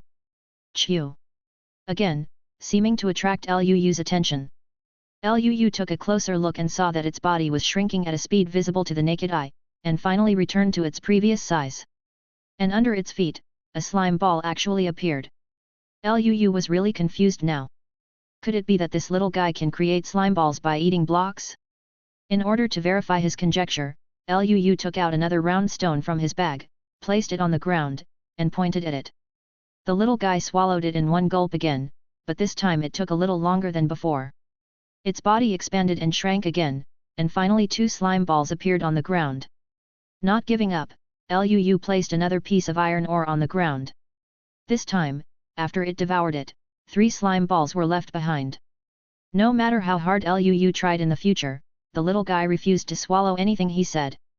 Lu probably guessed its ability, which is that it can produce slime balls by swallowing cubes, and it seems that it only has 3 opportunities a day, and it won't work if there are more. Okay, then I will reluctantly accept you. From now on, you will be called Kaihokyu. How about that? The little guy seemed very satisfied with the name and kept jumping around. It was originally a free slime, but one day it was caught by a witch, who experimented with various evil potions on it, causing its body to grow bigger and bigger. Not only that, those strange potions accidentally stimulated his intelligence, turning him from a mindless monster into what he is today. It had been trapped in a nearby underground cave by the witch before, and it tested medicine for the witch every day. Until 2 days ago, the witch came to the cave with a mysterious man it had never seen before. The man looked very strange, with a pair of pure white eyes, which looked very strange. It really didn't pay attention to what the witch said to the man. It only knew that the white-eyed man was very strong. After it increased in size, it had nearly 1,000 health points, but he cut off most of it with a casual sword strike. Blood. Not long ago, it felt that the restriction set by the witch suddenly failed, so it wanted to escape from here quickly, but it met Lu as soon as it went out. For some reason, it felt friendly from Lu. In addition, Lu used a healing potion on it, which quickly recovered from its injuries, and its favorability level skyrocketed. The ball jumped onto Lu's shoulder and lay there obediently. Lu smiled slightly and rubbed its little head. He didn't want to kill this little guy. It didn't matter to him whether he took the slime's first kill or not. Keep this little guy by your side, and you won't have to worry about the source of the slime balls in the future. Lu got on his horse and headed towards the snow-capped mountains again. He had been delayed on the road for long enough today and could no longer leave any traces. Not long after he walked out, Lu's friend information bar suddenly lit up, and it was a message from Xiao Yu.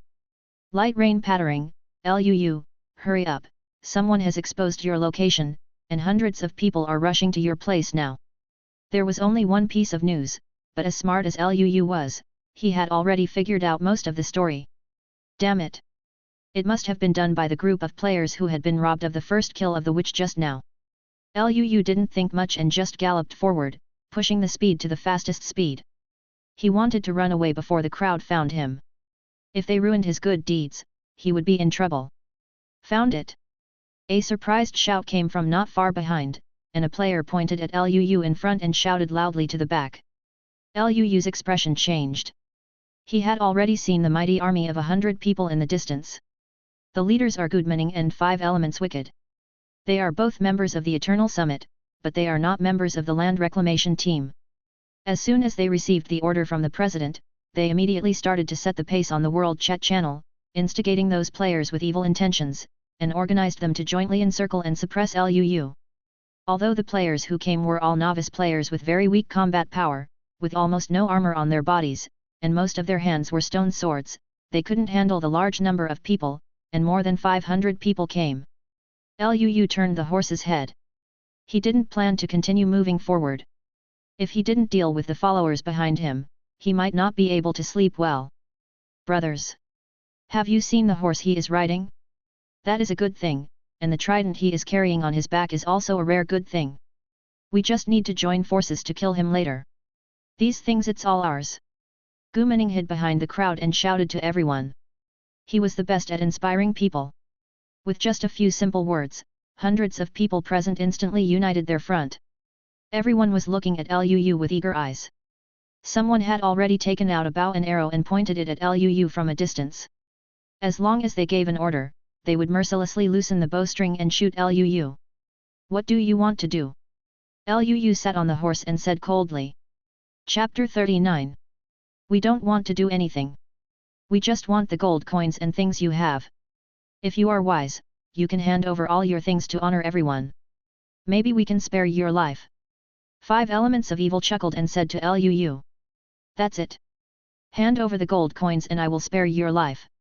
Someone in the crowd shouted, and others followed suit. Luu looked at this group of people coldly, as if they were idiots.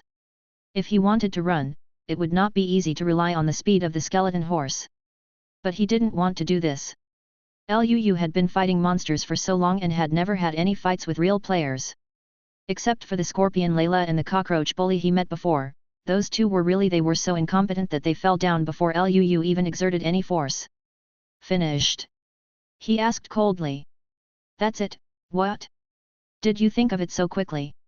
Good catning, I thought Luu had given up and was going to give in. Well, I have indeed thought about it. You are smart, if that's the case, then hand over your things quickly. Gu Mening was full of surprise. That was 3,000 gold coins. When the time came, he would take it and run away. No one could stop him. No, you should be the one giving me things. Luu shook his head at him and said calmly. Shall I give you something? Gu Mening was a little confused, not knowing what Luu meant by this. You gave me your life. Luu roared angrily and threw the trident in his hand. Dehe was also very psychic and rushed straight towards Gu Mening not far away, as fast as lightning. Gu Mening, before he could react to what happened, he was hit in the head by the trident thrown by Luu. 4 injuries popped up from his head, so frightened that he almost peed his pants. If it weren't for the armor he wore that reduced half of his damage, he might have lost half of his health. Luu had already rushed in front of Gu Catning on his big black horse. Luu casually threw out a bottle of poisonous potion that he grabbed from the witch's table and splashed it around Gu Catning. Suddenly, dozens of players were hit. They watched in horror as their health bars dropped little by little. The scene was a bit chaotic for a while. Although the poisonous potion is very deadly, as long as you slowly eat food to replenish your hunger, you can still regain your health. It's just that this ragtag group of people didn't know this, and they got into chaos before the fight started. Quiet! Don't make any noise. The one who is poisoned should stay aside. Others should listen to me and stay quiet. 5 elements wicked. Seeing the chaos, he stood up and took charge of the overall situation. The players, who were originally in disarray, restored order under his command. He's too fast. Don't fight him in close combat. Shoot him with bows and arrows. It has to be said that Gu Mening's strategy is indeed the most correct and effective. Although only a dozen of the hundreds of people present had bows and arrows in their hands, it was enough. Put. At the command, more than 10 arrows flew through the air. Luu quickly rode his horse to avoid them. However, the range of the attack was too large due to too many arrows. He accidentally hit 2 arrows, knocking out nearly half of his body. 2 blood volume. Luu secretly thought, it's not good. If this continues, I won't be able to hold on for a few more rounds. Okay. He's injured. If you do it a few more times, he'll die. Gu Mening shouted excitedly, as if he had already seen victory. Lu didn't intend to spend any more time with them. He said hello to Daehei and left quickly. A good man doesn't suffer immediate losses. Now is not the time to show off. I will slowly settle accounts with them when I have the opportunity in the future. At this moment, Slime Ball, who was resting on Lu's shoulder, suddenly opened his eyes. He saw that his newly recognized master was actually injured, and a trace of anger flashed in his eyes. The ball jumped into the air from Lu's shoulder and rushed towards the arrows flying in the sky. Kaihokyu! Come back quickly! When Lu discovered it, it was already too late. The ball had already flown into the air, and was about to collide head-on with the unstoppable arrow. Lu couldn't help but close his eyes. This little guy was willing to die for himself. However, the next second later, he did not hear Kaihokyu's screams. Instead, a panicked scream erupted from the crowd on the opposite side. What's the situation? Lu opened his eyes, but was shocked and speechless by the scene in front of him. The ball, which was originally the size of a palm, had grown countless times in size due to the wind, turning into a giant slime that was more than 10 meters tall. Those arrows hitting its body were like cotton hitting a steel plate, falling to the ground weakly without causing any damage at all. It spat out a dark green energy ball towards the ground. The energy ball exploded in the dense crowd, setting off a huge energy shock wave. Even when Lu was standing dozens of meters away, he felt a strong wind coming towards him, almost blowing everyone away. The players at the center of the explosion were not as lucky as Lu. This explosion directly took away the lives of nearly 100 players and was so terrifyingly powerful. The other players who were a little further away didn't dare to think about encircling Lu when they saw this, and they all ran away. They originally planned to join in the fun, but if they lost their lives again, it would be a big loss. Kaihokyu still didn't seem to be relieved. He fell rapidly from the sky and sat down on the players who wanted to escape. His huge mountain-like body jumped back and forth on the ground, causing countless casualties wherever it passed. Lu stood there blankly, looking at this shocking scene and couldn't help but feel a little scared. Fortunately, he didn't fight Kaihokyu at the beginning, otherwise he wouldn't know how he died. Kaihokyu was chasing the escaping enemies in front, and Lu was not idle either.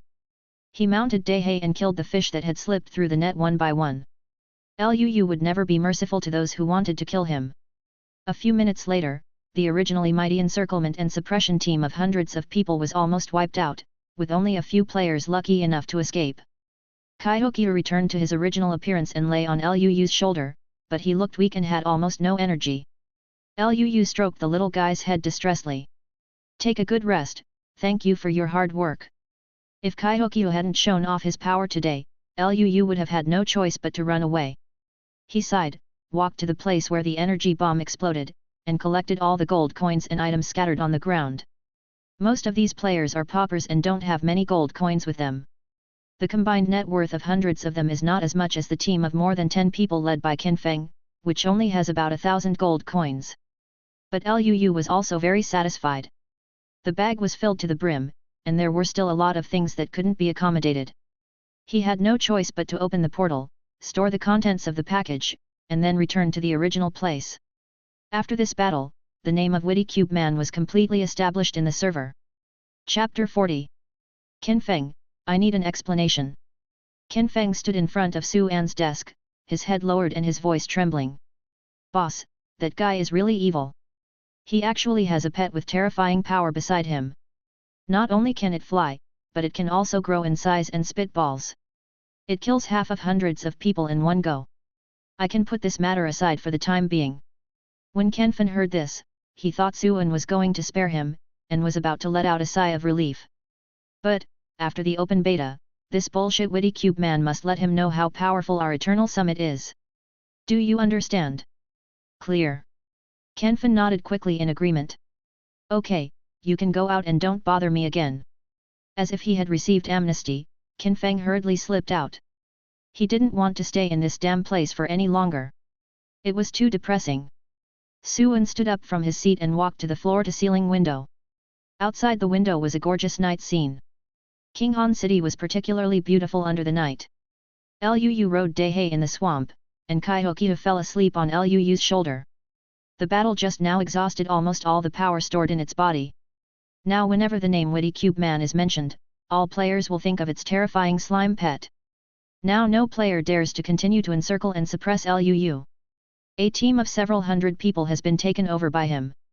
I didn't give money to Luu in the past. Everyone looked eagerly at Luu's 4,000 gold coins, but they were helpless.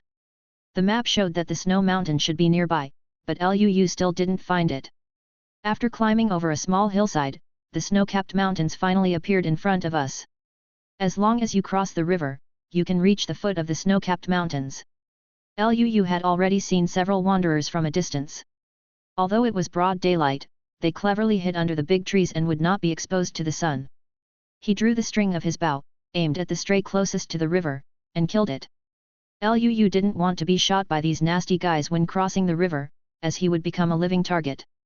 Luu rode Dahe to the river. At this time, the river was covered with a thick layer of ice, which saved Luu a lot of trouble. Dahe not only ran fast, but also jumped high. He jumped several blocks in one go. It was getting dark soon. Luu had to hurry up and find Jerry's brother quickly. Otherwise, when it gets dark, more homeless people would appear and it would be difficult to run away. Every time he moved up a certain distance, Luu would carefully look around to avoid missing any fish. The last one. Luu jumped off the horse, pulled out his iron sword and killed the last wanderer nearby. This is located at the top of a snow-capped mountain, and there is an snow house not far ahead. If nothing else, that should be the place where Brother Jerry is being held. Luu asked Dahe to stay where he was, while he quietly slipped behind the igloo. He listened outside the house for a while, but didn't notice any movement in the house. He couldn't help but feel a little confused, so Luu decided to go in and take a look. But when he entered the igloo, he found it empty. There is only a bed, a furnace, and workbench and a red stone torch. There are a few wool rugs on the floor, but nothing else. Could it be that the information Jerry gave himself was inaccurate? Or did he arrive too late and Jerry's brother had already been killed? Just when Luu was puzzled, a strange voice came into his ears. Woo! The sound was very slight, but Luu did hear it. But there was no ghost in this room, so where could the sound come from? Luu locked his eyes on the ground. He tapped the ground gently with his hand. There was a hollow sound underneath, indicating that it was empty. After lifting the entire carpet, Luu discovered that there was actually a trap door hidden under the carpet. There is a secret passage. Opening the trap door and looking down, the light was very dim, and a ladder led to the bottom, which was bottomless. Luu hesitated for a moment, not sure whether he should go down or not. If we just climb down like this, what if there is danger down there? After a fierce ideological struggle, he still chose to go on. Climbing down the stairs slowly, the surroundings were so dark that I couldn't see my fingers. This staircase is very long, and after climbing for a while, I finally saw the faint light exposed at the bottom. Luu took out the weapon from his bag in advance in case something unexpected happened. There were only 2 steps left until he was about to leave the long staircase. Luu did not go down in a hurry. Instead, he poked his head downwards and observed carefully. After making sure that there were no monsters, he jumped down from the stairs. This is a stone room, not very large. There are 2 torches on the wall, and the light in the room is dim. A hoarse cry sounded in the room, startling Luu. Who? Luu looked around vigilantly, and the sound came from a dark corner on the left. He held the torch and slowly approached. Because the light was too dark just now, Luu just took a look at the furnishings in the stone room. Unexpectedly, there were 2 people locked up in a wall in the corner. No, it should be said to be a person. Because the other one is a zombie villager, not really a human at all.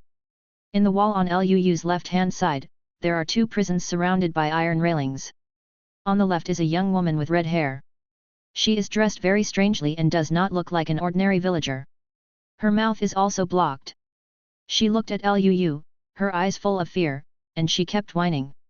On the right is a zombie villager. His body is blocked by iron bars and he is staring at Luu. 2 people? Didn't it mean that Jerry's brother Jerry was here? Where are people? The red-headed woman certainly wasn't, unless Jerry had had sex reassignment surgery over the years, which was impossible. Could it be? Is this zombie villager Jerry? Luu didn't dare to think about it anymore. If this was really the case, how could he continue the mission? I can't go to someone else's village and tell his parents that your youngest son turned into a skeleton and was killed by me, and your eldest son turned into a zombie and was killed by me. These are the bones and carrion on their bodies. Please forgive me. Change along the way. Luu estimated that not only would he not get the reward, he might even become the public enemy of the whole village. Thinking of this, he couldn't help but have a headache. He subconsciously turned his gaze to the woman on the left. Why don't he ask the woman next to him first? Maybe he can get some useful information. Chapter 41. Luu walked up to the red-haired woman and rescued her from prison. The woman was originally very afraid of Luu, but seeing that he didn't seem to be hostile, she relaxed some of her vigilance. My name is Molly, Good Samaritan, thank you for rescuing me. She bowed deeply to Luu and expressed her sincere thanks. It's just a small effort. No need to thank you. You just need to answer some questions from me. Okay, you go ahead.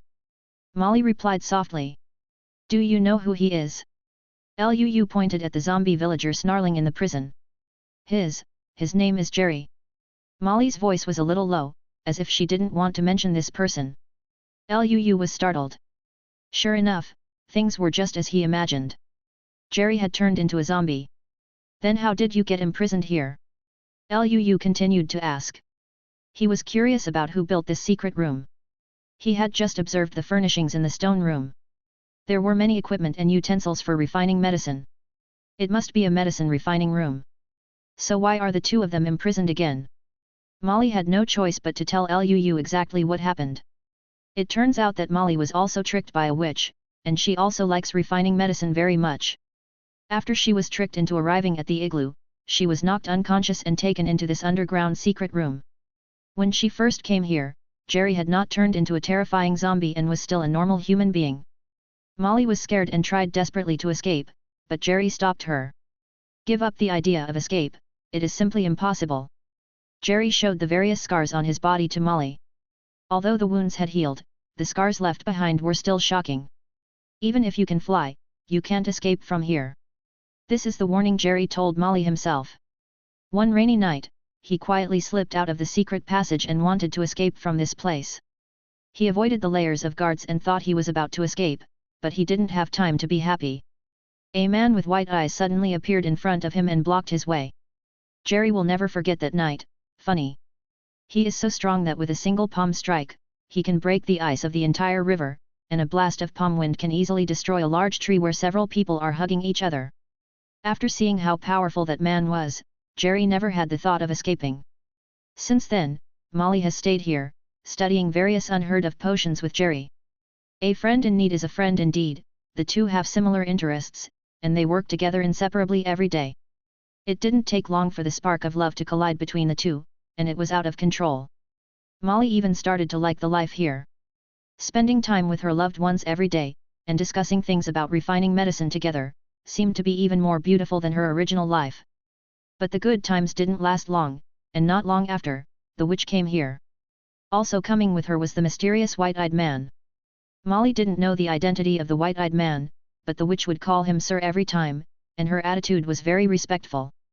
The topic they talked about most was the ultimate strength potion. Molly had actually heard Jerry mention this. Alchemists can make two types of strength potions. The lower grade strength potion can increase the user's attack power by 130% in a short period of time. The more advanced strength potion can increase the user's attack power by 260%, doubling the damage. The ultimate strength potion is said to be able to increase the user's strength by 1000%, which is a full 10 times greater. This is exactly why the witch captured herself and others. She needs help from people to help her research the ultimate power potion. Every once in a while, the witch would come over and bring some medicine-making materials and some food to the two of them. And in order to prevent Jerry from escaping, she also made Jerry take a special poison. The antidote can only be created by witches, and the poison will not be triggered for a period of time. If Jerry escapes, without the witch's antidote, he will turn into a zombie. As for Molly, not only did the witch not poison her, but she was very polite to her. Today has been a long time since the last time the witch came, and the effect of the medicine is about to be triggered.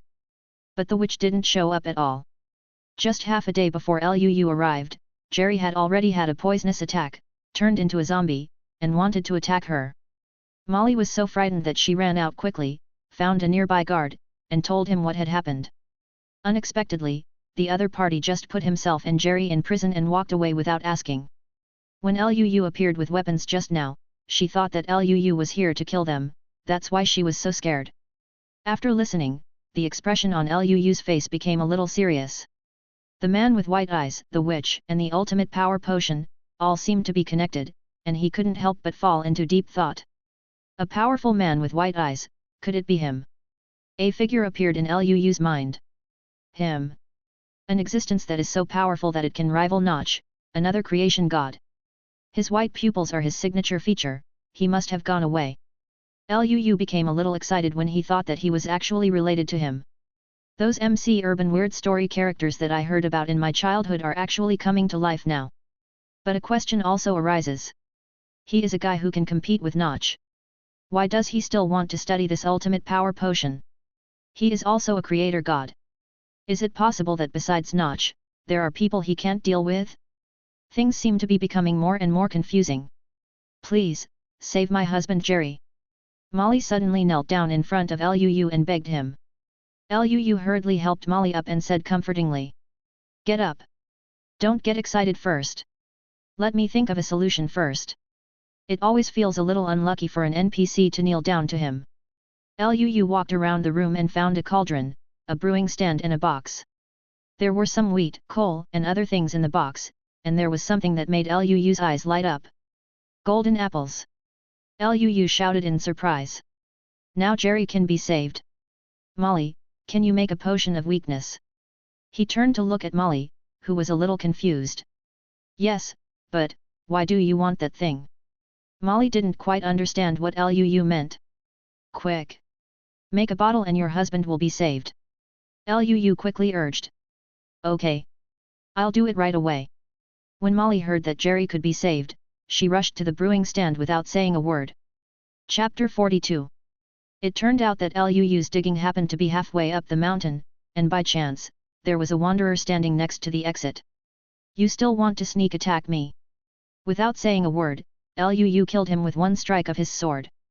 Having escaped the pursuit of the large army, the sea is vast and the fish can leap, and the sky is high and the birds can fly.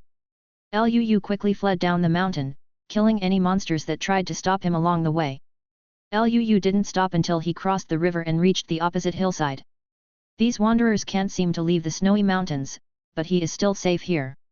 He took out the map, found the route to the village, and set off again. Molly and Jerry were carried by Daehae for a long distance before they stopped. The towering snow-capped mountains were almost invisible. Is something going to happen to Luu? Molly asked worriedly. I hope not. Let's wait here. If we don't see him tomorrow morning, we'll make another plan.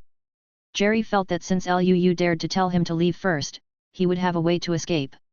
What they had to do now was to wait patiently. Finally, when the first ray of light in the morning shone on the earth, Luu's figure finally appeared. The skeleton horse Daehae neighed and ran towards Luu quickly. Daehae, good job. Luu touched Daehae's head and said appreciatively, even though there were not many hairs on it. Luu, are you okay? Molly and the two also hurriedly came forward. It's okay, no problem. But, why do you still have an arrow stuck in your butt? Molly hesitated for a moment, but still asked her doubts. Don't worry about these details. The first priority should be to return to the village quickly and tell Jerry's parents that they are safe. When Luu saw that she was not talking about the pot, he quickly changed the topic. After a while, these arrows will gradually disappear. Luu spread out the map and asked Jerry to choose the fastest route. It's still a long way from the village, but a large area in the middle is grassland. Finally, we walk west through the Black Forest for half a day. If we hurry up, we can get there in about a day and a half. Jerry drew a path on the map with his finger. This should be the nearest route. Okay. Then I'll do as you say. No. As soon as Luu finished speaking, he was interrupted by Molly on the side. He looked at Molly in confusion. What's wrong? Do you have any questions? There are dangers everywhere in the Black Forest. I think we should take a long way around. It would be bad if we encounter disaster villagers. Molly's expression looked a little unnatural, and she seemed to be very resistant to the Black Forest. Luu also knew something about the legend of the Black Forest, where a group of disaster-stricken villagers who had been driven out by various villages lived there. Among them are extremely powerful summoners and vindicators, with terrifyingly high attack power. Okay, then I'll listen to you and take a detour. There was no other way, so Luu had no choice but to go far away from the nearest place and go around in a circle from other places. The three of them officially left the snow-capped mountains and embarked on the road home. Time flew by in a hurry, and it took a full day and night. Seeing that more than half of the distance had passed, a black forest appeared in front of them. The three of them took a large circle according to the original plan, and then avoided the dangerous black forest. Night fell again, and many monsters were encountered along the way, all of which were easily solved by Luu. Neither Molly nor Jerry expected that Luu was so strong. They didn't know who was better compared with the white-eyed man. Seeing that there was only a short way to reach the village, a three-person team suddenly appeared in front of them, blocking the way of Luu and others. Oops! It's the disaster patrol. Jerry and Molly also saw the scene ahead and suddenly became nervous. You guys stay here, I'll meet them at the front. Luu, be careful. Luu rode on Daehae and rushed in the direction of the disaster patrol. As soon as he got close, the other three raised their crossbows and aimed at Luu. The plunderer in the middle has a disaster flag on his head, which is particularly conspicuous. Only the Elazar patrol leader will have a flag above his head. The blood volume of the three predators was as high as 120 points, and Luu felt even more stressed. He dodged the first round of crossbow shots with nimble movements and came to the predator with the calamity flag on his head. He threw a bunch of potions that he had previously looted from the witch's house on him. Poison, weakness, damage, and slowness appeared on his body at the same time, making it very difficult for him to even load the crossbow. Luu took out his trident and stabbed him hard, quickly knocking down 50% of his health. The second round of shooting started again, and Luu had no choice but to escape on horseback to avoid the limelight for the time being. As he ran, he turned back and shot 2 arrows at the slow-moving patrol leader. The poor captain didn't know what happened, but he was beaten by Luu and was unable to fight back. How can ordinary people be as generous as Luu, who throws out several bottles of potion at a time? Under the influence of Luu's continuous attacks and poisonous potions, the captain's blood volume has reached single digits. Go to hell! Luu simply refused to dodge the 2 flying crossbow arrows. He directly resisted the 2 attacks and shot an arrow at the captain. The disaster patrol leader with the flag on his head died in frustration. Congratulations to the player Witty Cube Man for completing the achievement Monster Hunter, Predator, obtaining the first kill of the Predator monster in Minecraft Online. Congratulations on completing your first kill of the Predator in the entire server. You will receive a reward of 200 gold coins and the title Eliminate Misfortune. Eliminate Disaster, the damage caused to disaster villagers is doubled, and the damage received is halved. Just in time. As soon as Luu saw the effect of this title, he was overjoyed. This is what he needs most now. After filling up the blood volume that had just been knocked out, Luu rushed to the remaining 2 predators again.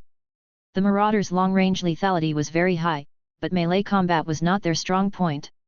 In addition, Luu received the blessing of the title, and they all died in a few strokes. At the same time, a progress bar popped up on Luu's system interface, with 2 big words written on it, attack. And the progress seems to have been less than half. Let's go back to the village quickly, the disaster villagers are preparing to attack the village. Luu knew that it was useless no matter how far he ran now. The attack was about to begin and the people in the village would definitely not be able to escape. The 3 of them hurried towards the village. It was not yet dawn, and many villagers had not gotten up yet. If the disaster villagers break in, the consequences will be disastrous. Chapter 43. Who? As soon as Luu and the others arrived at the entrance of the village, they were stopped by a villager. Are you, Uncle Kyle? Jerry's eyes lit up and he asked with some uncertainty. Hey? Who are you? How do you know my name? Kyle looked suspicious. What did these 3 people want to do when they ran into the village in the middle of the night? I'm Jerry. Uncle Kyle, don't you recognize me? There were tears in Jerry's eyes. Jerry? Are you Jerry? Kyle was shocked and quickly looked at the young man in front of him carefully. Oh my god, it's really you, my good nephew Jerry, where have you been all these years? Kyle hugged him excitedly to show his excitement. Uncle Kyle, now is not the time to talk about this. Those disaster villagers are coming to attack the village soon.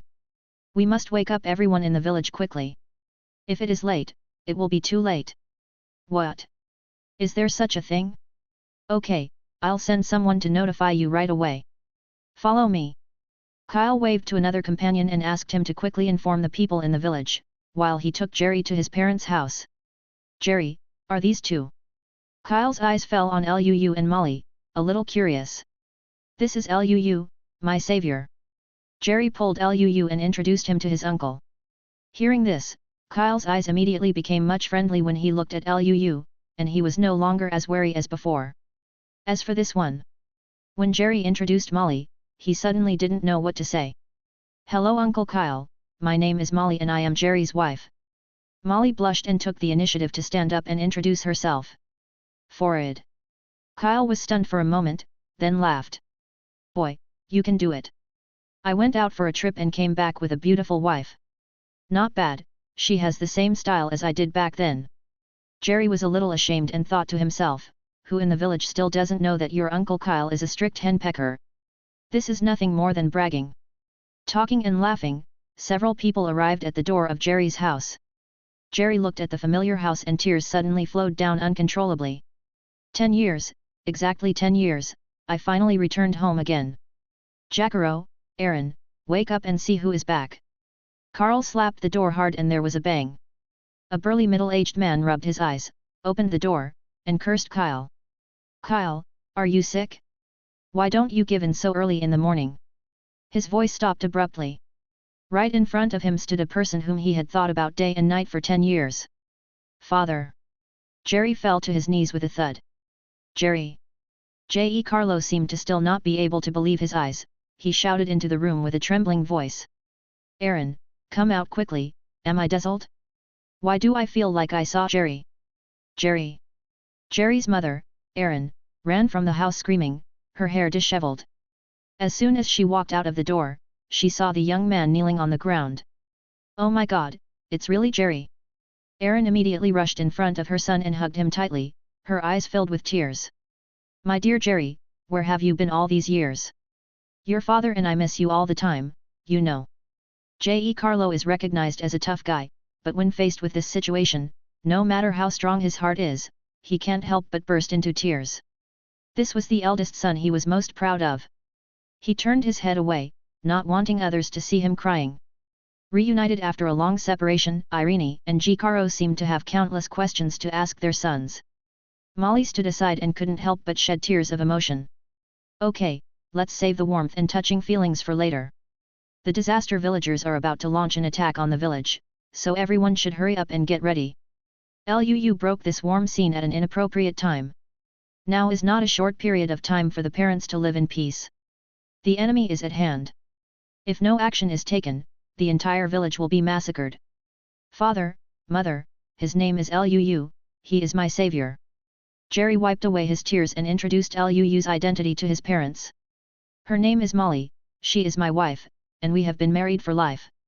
J.E. Carlo and Irene were both stunned. They looked at each other and both showed happy smiles. I didn't expect that my son was so capable that he would bring back a daughter-in-law. These annoying bastards, Jacaro, have to let them know how powerful I am today. Jacaro slapped his thigh, picked up the weapon from the house and ran towards the entrance of the village. Jerry was still very weak and did not go with him, but before Luu left, he stuffed a few bottles of potion into his hand. I can't be of much help like this. You can use these strength potions first. Okay, you should take a good rest first. Luu got the strength potion and felt reassured. He turned around and followed J.E. Carlo away. Kyle shouted loudly from behind, Hey, wait for me. When Luu and Jacaro arrived at the entrance of the village, the first wave of enemies in the attack was already approaching the village. An old man with grey hair stood at the front of the crowd, waved his hand and shouted sternly, Fire the arrow! Whoosh whoosh, arrows flew through the air one after another, knocking back some of the approaching enemies. Come again! At the command, another wave of arrows fell, and several predators fell to the ground. Luu rushed forward and eliminated the remaining enemies one by one. One of the defenders had an astonishing attack power. Luu accidentally ate his axe, and his health bar dropped by less than half. If it weren't for the double damage reduction of the armor and the title, Luu would have died long ago. Lu quickly escaped and killed the defender with an axe in his hand with a bow and arrow. Congratulations to the player Witty Cube Man for completing the achievement Monster Hunter Vindicator, obtaining the first kill of the Vindicator monster in Minecraft Online. Congratulations on your first kill as a defender in the server. You will receive a reward of 200 gold coins and the weapon Axe of Disaster. Axe of Misfortune, basic damage 10, double the damage caused to misfortune villagers. Exclusively for the Witty Cube Man, cannot be damaged or enchanted. Nice one. Lu held the disaster-breaking axe in his hand and waved it casually twice. It felt that the weight was just right and it was very smooth. There was no danger, and the first wave of offensive was resisted. What kind of bullshit fighting power is there? They want to come and bloodbath our village. It's just a joke. One man laughed, somewhat disapprovingly. Be serious, this is just the first wave, don't run away crying. The white-haired old man scolded with a frown. Chapter 44. Wandering Fish, Wise Cube Man kills the head again. Did you see it? Meng Daodu, oh. Dream Chasing Pocha, oh. Silent Crying Years, oh. Wandering Fish, why don't you look excited at all? Meng Daodu, he has already scored so many first kills, what else should we be excited about? If only I could be 1/10 as good as him.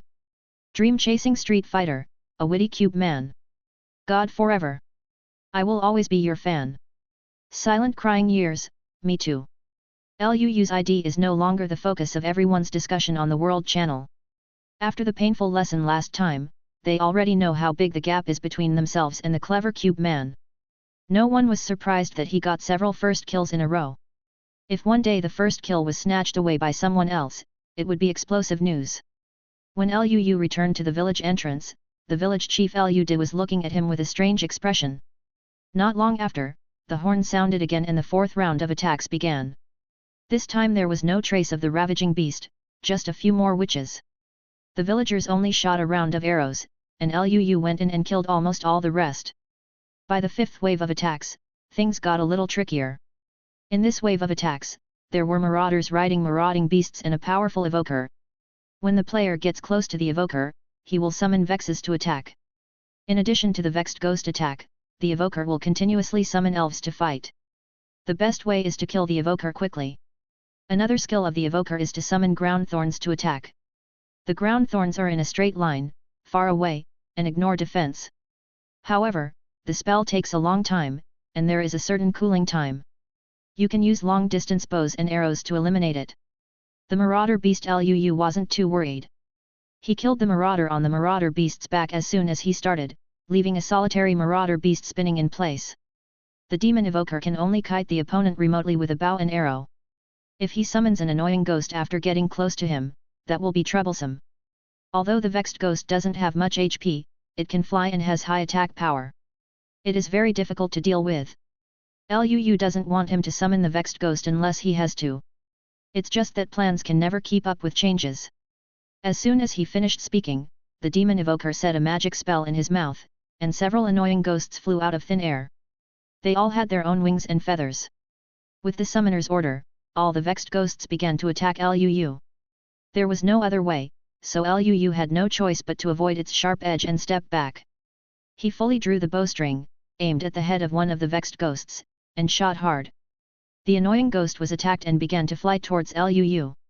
Lu rode on Dehei, and while running, he looked back and battled wits with the annoying ghost.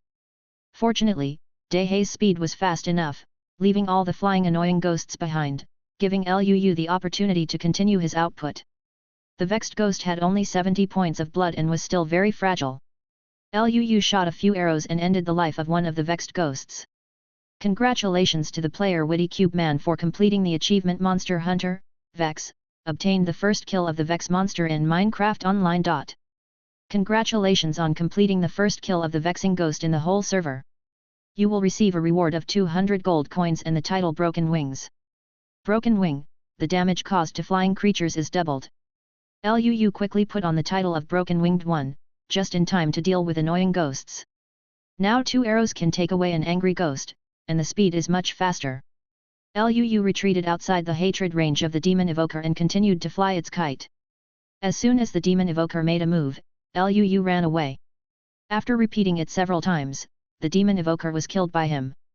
Congratulations to the player Witty Cube Man for completing the achievement Monster Hunter Evoker, obtaining the first kill of the evoker monster in Minecraft Online. Congratulations on completing the first kill of the summoner in the whole server. You will receive a reward of 400 gold coins and the title Magic Suppression. Magic Suppression, after hitting, the target will be unable to use magic. This is somewhat similar to LUU's Sacred Cloak, except that one invalidates the opponent's magic attack, while Magic Suppression prevents the opponent from using magic. Okay. With this thing, any bullshit magic summoner will be scum in my hands. LUU thought happily. Once the evoker fell, the remaining plundering beasts were no longer a problem. The iron puppets in the village had almost dealt with him. LUU took out the disaster-breaking axe before the strength potion disappeared. Just slash at him. The fifth wave of attacks finally came to an end. From the next sixth wave, the seventh wave until the end of the ninth wave, everything is still under LUU's control. The most difficult summoners and plundering beasts have been studied to death by LUU. The other monsters are like chopping melons and vegetables under the attack of the Axe of Evil. Until the last wave, which is the 10th wave. The trumpet sounded again, but the enemy did not appear for a long time. Just when LUU was confused, a man in a black cloak slowly descended from the sky. His dress looks like he is an evoker, but he seems to be an intelligent NPC. Very good, you are the first enemy worthy of my attack in these years. The man's voice was cold and devoid of any emotion. Who are you? LUU frowned slightly. This man was certainly not simple, but why had he never heard of him? The Lord of Woodland Mansion, Bill. As soon as these words came out, the expressions of the villagers in the rear changed dramatically, and they all retreated. Bill? Never heard of it. LUU rolled his eyes. Who is this person? Why does it feel like everyone in the village is afraid of him? It doesn't matter if you haven't heard of it. You will know it soon. You are lucky to die in my hands. Bill laughed wildly, seeming to have sentenced LUU to death. Who the hell are you? Do you think I will die if you let me die? Are you tired of being in the sky all the time?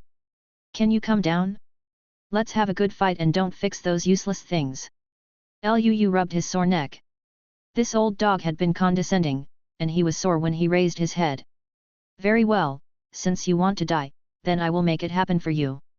Bill's figure slowly fell, and a golden flame suddenly ignited in his hand, which was particularly bright.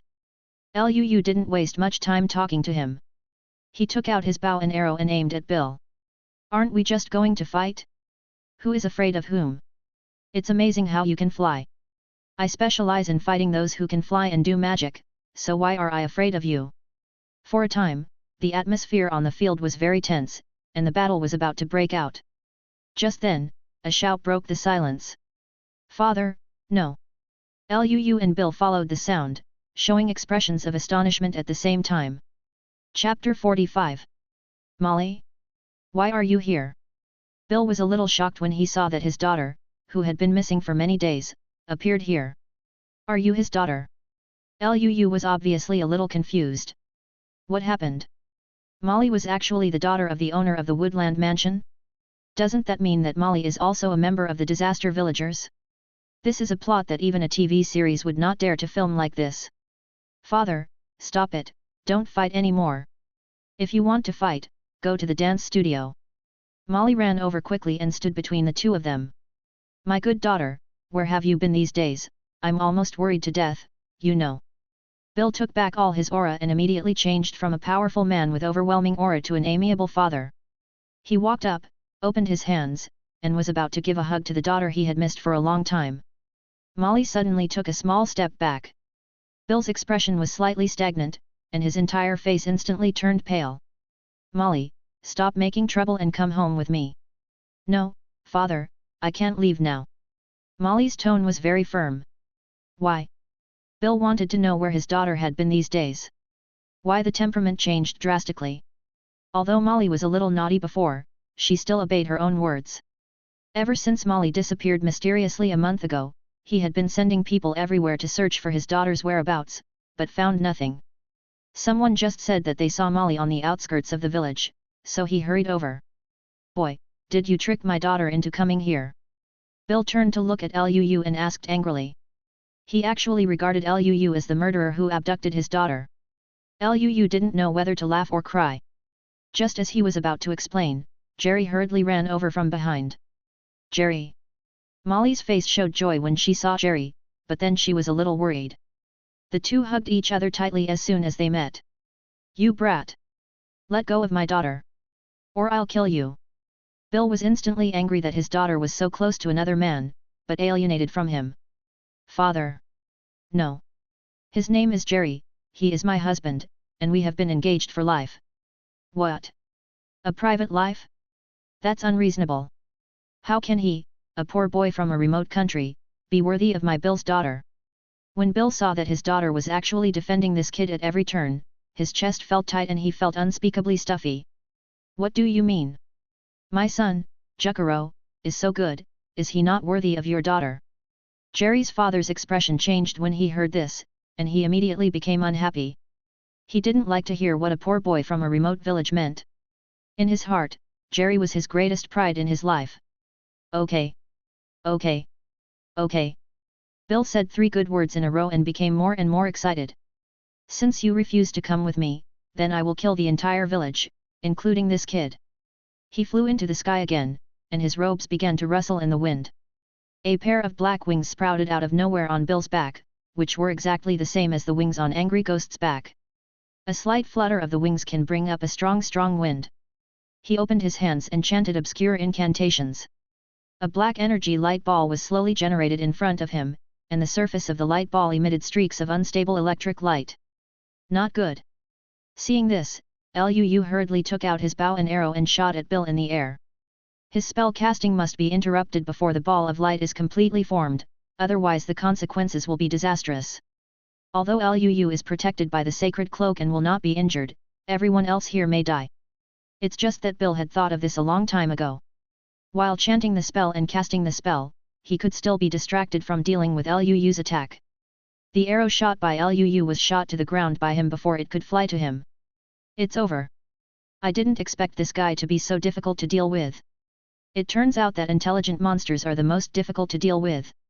Suffer death. Bill sneered, and the black ball of light in front of him quickly flew towards the ground. Everyone stared stupidly at the astonishing ball of energy falling from the sky, but no one made any move. This is not an attack that is within their tolerance at all. Seeing that the light ball was about to fall into the village, Luu felt a little desperate. Is it possible that so many days of hard work really come to naught here? At this critical moment, Slime Ball, who was sleeping on Luu's shoulder, suddenly opened his eyes. It looked at the energy ball in the sky, its eyes lit up, it screamed happily, and jumped out from Luu's shoulder. Before Luu could react, the ball had already flown into the sky. Its figure swelled in the wind and instantly became the same size as it was during the last battle. The energy ball was about to fall on its huge body, but it suddenly opened its mouth wide and swallowed it directly into its mouth. The whole place was in an uproar. They all looked at this giant cute creature stupidly, and some even began to mourn for it in their hearts. There was a sneer on Bill's face, a little dismissive of the big man's actions. His attacks are not so easy to deal with. Just the next second, his smile suddenly froze. After the energy bomb fell into Kaihokyu's mouth, it disappeared completely like a mud cow entering the sea. Kaihokyu burped with satisfaction, as if to say he was full. This is impossible. Bill roared at the top of his lungs. The move he was most proud of was easily resolved by a slime. How can this be? He is Great Bill, the strongest man in the Black Forest. But that was the fact. The villagers below saw Kaihokyu showing off his power, and they all cheered in surprise. Luu also didn't expect that Kaihokyu could actually swallow this thing, and it seemed to be very good for it. This isn't true.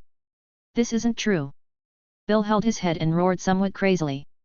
His figure fell quickly from the air and fell directly to the ground, splashing a cloud of smoke and dust. If it were an ordinary person, he would probably have died a long time ago, but this guy still seemed to be fine, but he kept talking. Father! Molly quickly ran over and helped her father up from the deep hole on the ground. Molly, tell me, this isn't true. I didn't lose. Carl suddenly grabbed his daughter's hand and asked over and over again. Father, my daughter knows she is wrong. I will go home with you right now. Stop talking. When Molly saw her father like this, she felt extremely guilty. If she hadn't been too willful, how could her father have become like this? Go home. Go home. Yes. Let's go home. Carl seemed to have thought of something and suddenly laughed loudly. Chapter 46. The ball returned to its original appearance and flew back to Lu's shoulder. After swallowing the energy ball, its condition seemed much better and it was no longer so weak. Lu looked at the father and daughter in front of him and suddenly couldn't bear it. Molly, are you leaving? Jerry looked at Molly affectionately and said. Jerry, I'm sorry, I lied to you. I'm actually an evil disaster villager, but I really love you. See you again in the future. After that, she supported the somewhat crazy Carl and walked away. Looking at Molly's leaving figure, Jerry fell to his knees in pain. No. They had just escaped from the sea of suffering, so why should they be separated again? This fate was too tricky. As soon as Carl walked away, the progress bar of the attack on Lu's system panel showed that it was successfully completed. Many elderly people and children came out of the village, with happy smiles on their faces. Young man! You are the great hero of our village. We will always remember you. Lu walked over slowly and said very gratefully. Are you the village chief? Lu looked at the old man's dress in front of him and asked with some uncertainty. Yes, my name is Lud, and he is the village chief here. Lud stroked his white beard and pretended to be a wise man. That'll be easy. Lu smiled and showed his fox tail. Lud was still a little confused about what he meant, but it wasn't until he finished his next sentence that he understood what this guy meant by saying this. Village chief, you see that I have worked so hard to help your village resist the attacks of the disaster villagers. Doesn't your village show any signs of it? This. Lud was hesitant. Although Lu did save their village, was it really appropriate to ask him for a reward so directly? Shouldn't you do good deeds without expecting anything in return? You guys are too realistic. It's okay, I don't want a lot, just give me 30 to 20,000 gold coins to kill me. Lu said indifferently. 30,000 to 20,000. Why don't you go and grab it? Lud almost thought that he heard wrongly, he actually dared to speak like this. No. Not a dime.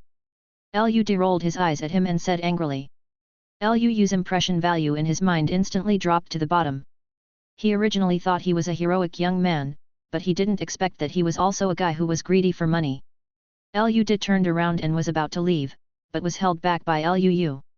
Hey, village chief, do we have anything to say? I was just joking, don't be angry. Lud couldn't help but feel a chill in his heart when he saw Lu's smiling face blooming like a chrysanthemum. I told you in advance that if you open your mouth like a lion, we will have nothing to talk about. Oh, do you think I look like that kind of person? Lud looked Lu up and down, nodded and said, I think he looks very similar. He has a sinister eyebrow and a rat face. He is not a good person at first glance. Lu's head was full of black lines and he thought to himself, can you, this old man, speak? Sir, I am such a handsome, charming and handsome young man, but you actually slander me like this. Except for a guy named Silent Crying Years who is a little more handsome than him, he has never served anyone in this world. Old man. Don't think I'm easy to bully. Have you seen the trident in my hand? If you don't satisfy me with the reward you gave me, I will stuff this thing into your anus today and let you try it too. Taste the taste of the marauding beast. Lu grabbed the village chief Lud by the collar and threatened him fiercely. Young hero, have mercy. Young hero, have mercy. I know I was wrong, please take the trident back. Lud never thought that Lu was a piece of meat on a hob, and he could only eat soft things but not hard things, and he actually dared to threaten himself, the head of a village. He quickly begged for mercy, hoping that Lu would show mercy. As soon as he saw the coldly glowing trident, he felt as if his chrysanthemum was aching. There are still traces of the blood of the marauding beast on the trident. You know what's going on. Lu let go of Lud's collar and snorted coldly. Lud was covered in cold sweat. He had been the village chief for so many years, and this was the first time he had encountered such an unreasonable guy. Fortunately, I reacted quickly, otherwise I would have lost my life. Young Master Lu, we definitely can't get the tens of thousands of gold coins you want. But, we can give you something else as a thank you gift. Something else? Lu asked with some confusion. Like giving you some emeralds. With that said, Ludi took out a high-quality emerald from his pocket. This is good. I like it. Lu's eyes lit up, he snatched the emerald from his hand, put it in his hand and played with it carefully. Kyohito was resting on Lu's shoulder. When he saw the emerald, he suddenly became more energetic. It suddenly jumped into Lu's hand, holding the emerald and began to swallow it. Hey, hey! You can't eat that! Lu just wanted to pull it off, but it was too late, the emerald had already entered its belly. Kyohito burped with satisfaction, jumped back onto Lu's shoulder and went to sleep. This.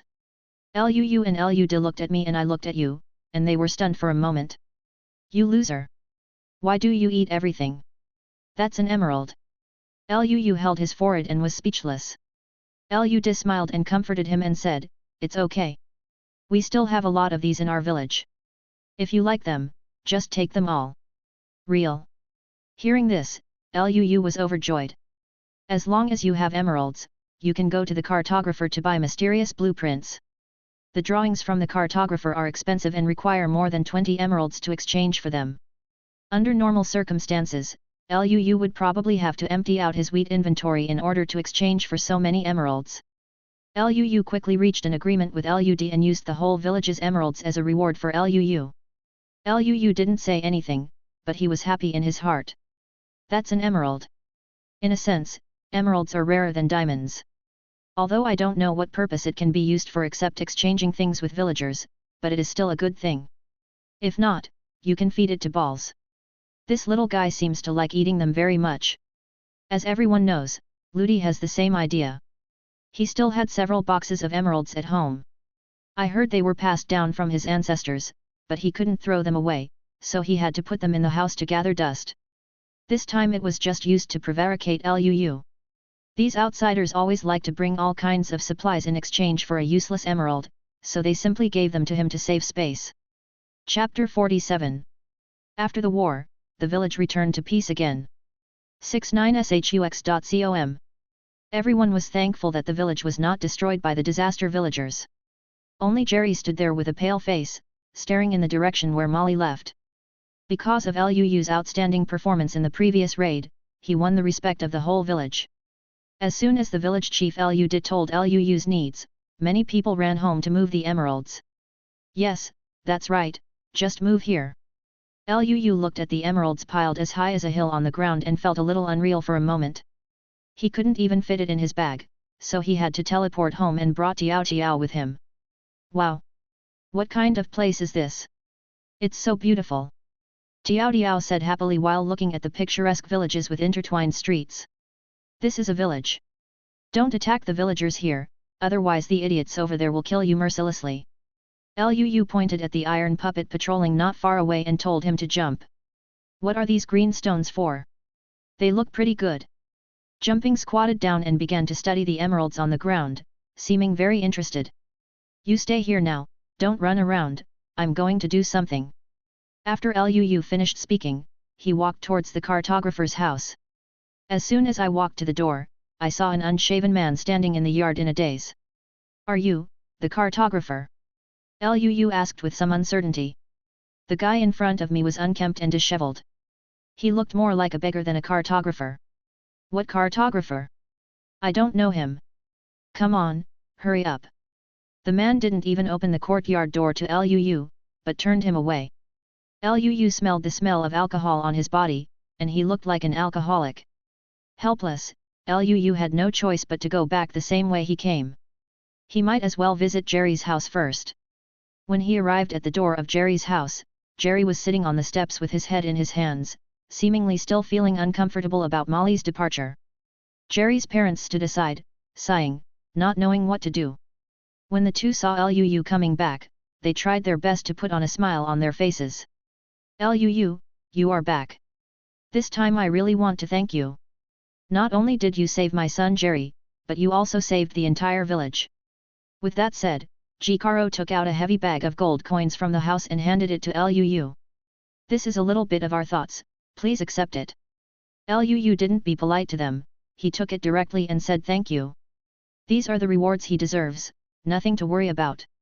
Lu didn't check the quantity, but just after weighing it, he estimated that there were several hundred pieces, which must be a lot anyway. Except for these gold coins, we don't have anything valuable at home. There is also a set of ancestral armor here. If you don't mind it, I will give it to you as well. Armor? Where is it? Let me see. Lu had some expectations after hearing this. The grade of the ancestral armor should not be too bad, right? That's it. It's said to have been passed down from my grandfather's generation. Carlo took Lu to an armor rack in the room, with a complete set of armor hanging on it. Damn it! A whole set of diamond armor enchanted with protection 4. Lu almost knelt down on the spot. Compared to this set of diamond armor, the gold coins he just got were nothing. Gold coins are easy to get, and diamonds are not a common commodity. At present, no one in this server can use diamond armor, including himself. It's not that he can't afford it, but the output of diamonds is really low. All this is thanks to Notch. When he thought of that guy, Lu wanted to stick the trident into his anus. As a creator god, he doesn't do anything all day long and just likes to torment players. I'm afraid he's not a psychopath. If you like it, you can take it. I won't be able to use it when I'm old anyway. Carlo laughed and said generously.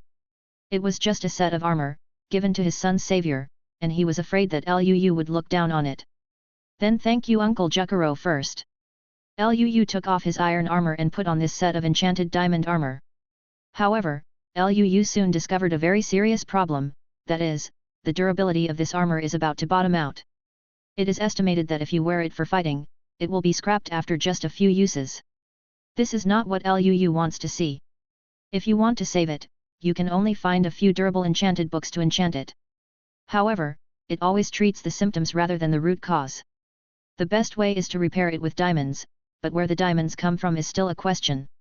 Lu has already thought about it. He will get out the durable enchantment book when he goes back later and give the diamond armor a life first. With such good enchantment properties, it would be a pity if it was damaged. He quickly changed back to his original armor. Iron armor was still better, and he didn't feel bad if it got worn out. He could just make a new one. Only the ultimate rich man like Lu could say this. Ordinary players were still in the age of nakedness, and even using an iron sword was considered a luxury. Not counting the bag of gold coins that Carlo gave him before, Lu had accumulated almost more than 5,000 gold coins. Xiao Zili works hard every day to mine and make money, and he only has just over 2,000 yuan. Lu's speed in obtaining gold coins is simply not at the same level as ordinary people.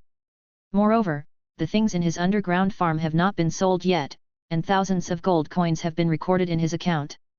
It can be said that as long as Lu doesn't die now, he has basically secured the number 1 spot. There were only a few days left before the end of the closed beta, and 10 million was about to fall into his pocket. He felt excited just thinking about it.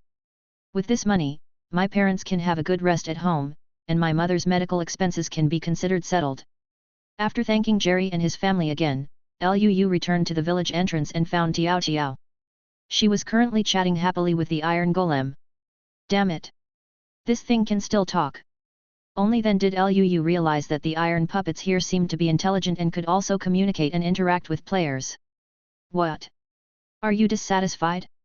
How about the two of us gesticulating? The iron puppet glared at Lu and said. Hey! Damn it! How dare you act so arrogantly in front of me even though you are a weakling? Believe it or not, I will force you down. Lu is not easy to talk to either. Now even an iron puppet dares to speak loudly to him, so where can he put his face? He rolled up his sleeves, pulled out the axe of disaster and prepared to fight, but was stopped by Tiao Tiao. Why are you arguing with an iron puppet? Seriously? She was a little speechless. She had only seen people fighting over disagreements, but she had never seen people fighting with iron puppets. Lu thought for a while, and it seemed like the same thing, so he put away his weapon. The iron golem has a full 500 HP, and its attack power is much higher than that of the plunder beast. If there is a fight, it is still unclear who will lose and who will win. Chapter 48. When Lu passed by the blacksmith shop, he suddenly remembered that there was a treasure box inside, but after looking at the burly man with strong muscles at the door, he decided not to do this sneaky thing. He and Tiao Tiao teleport back to their long-lost home, and they were still a little uncomfortable for a while. This time he came back with a full load. I picked up a lot of good things along the way. He locked the skeleton horse Dehei in the stable. As soon as it appeared, the remaining dozens of horses were all trembling and unable to stand up. Daihei seems to be born with a kingly aura that can intimidate other horses.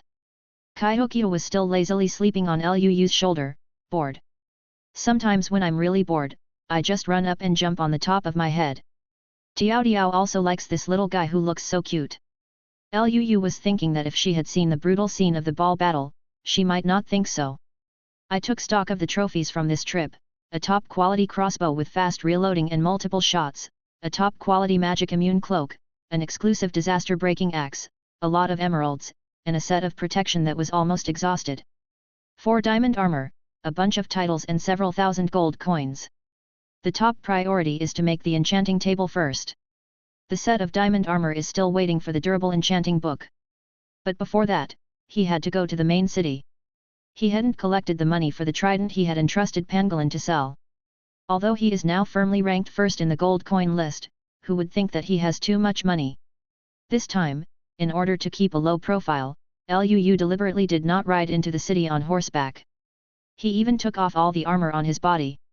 But even so, the moment he appeared in the main city, someone still recognized him.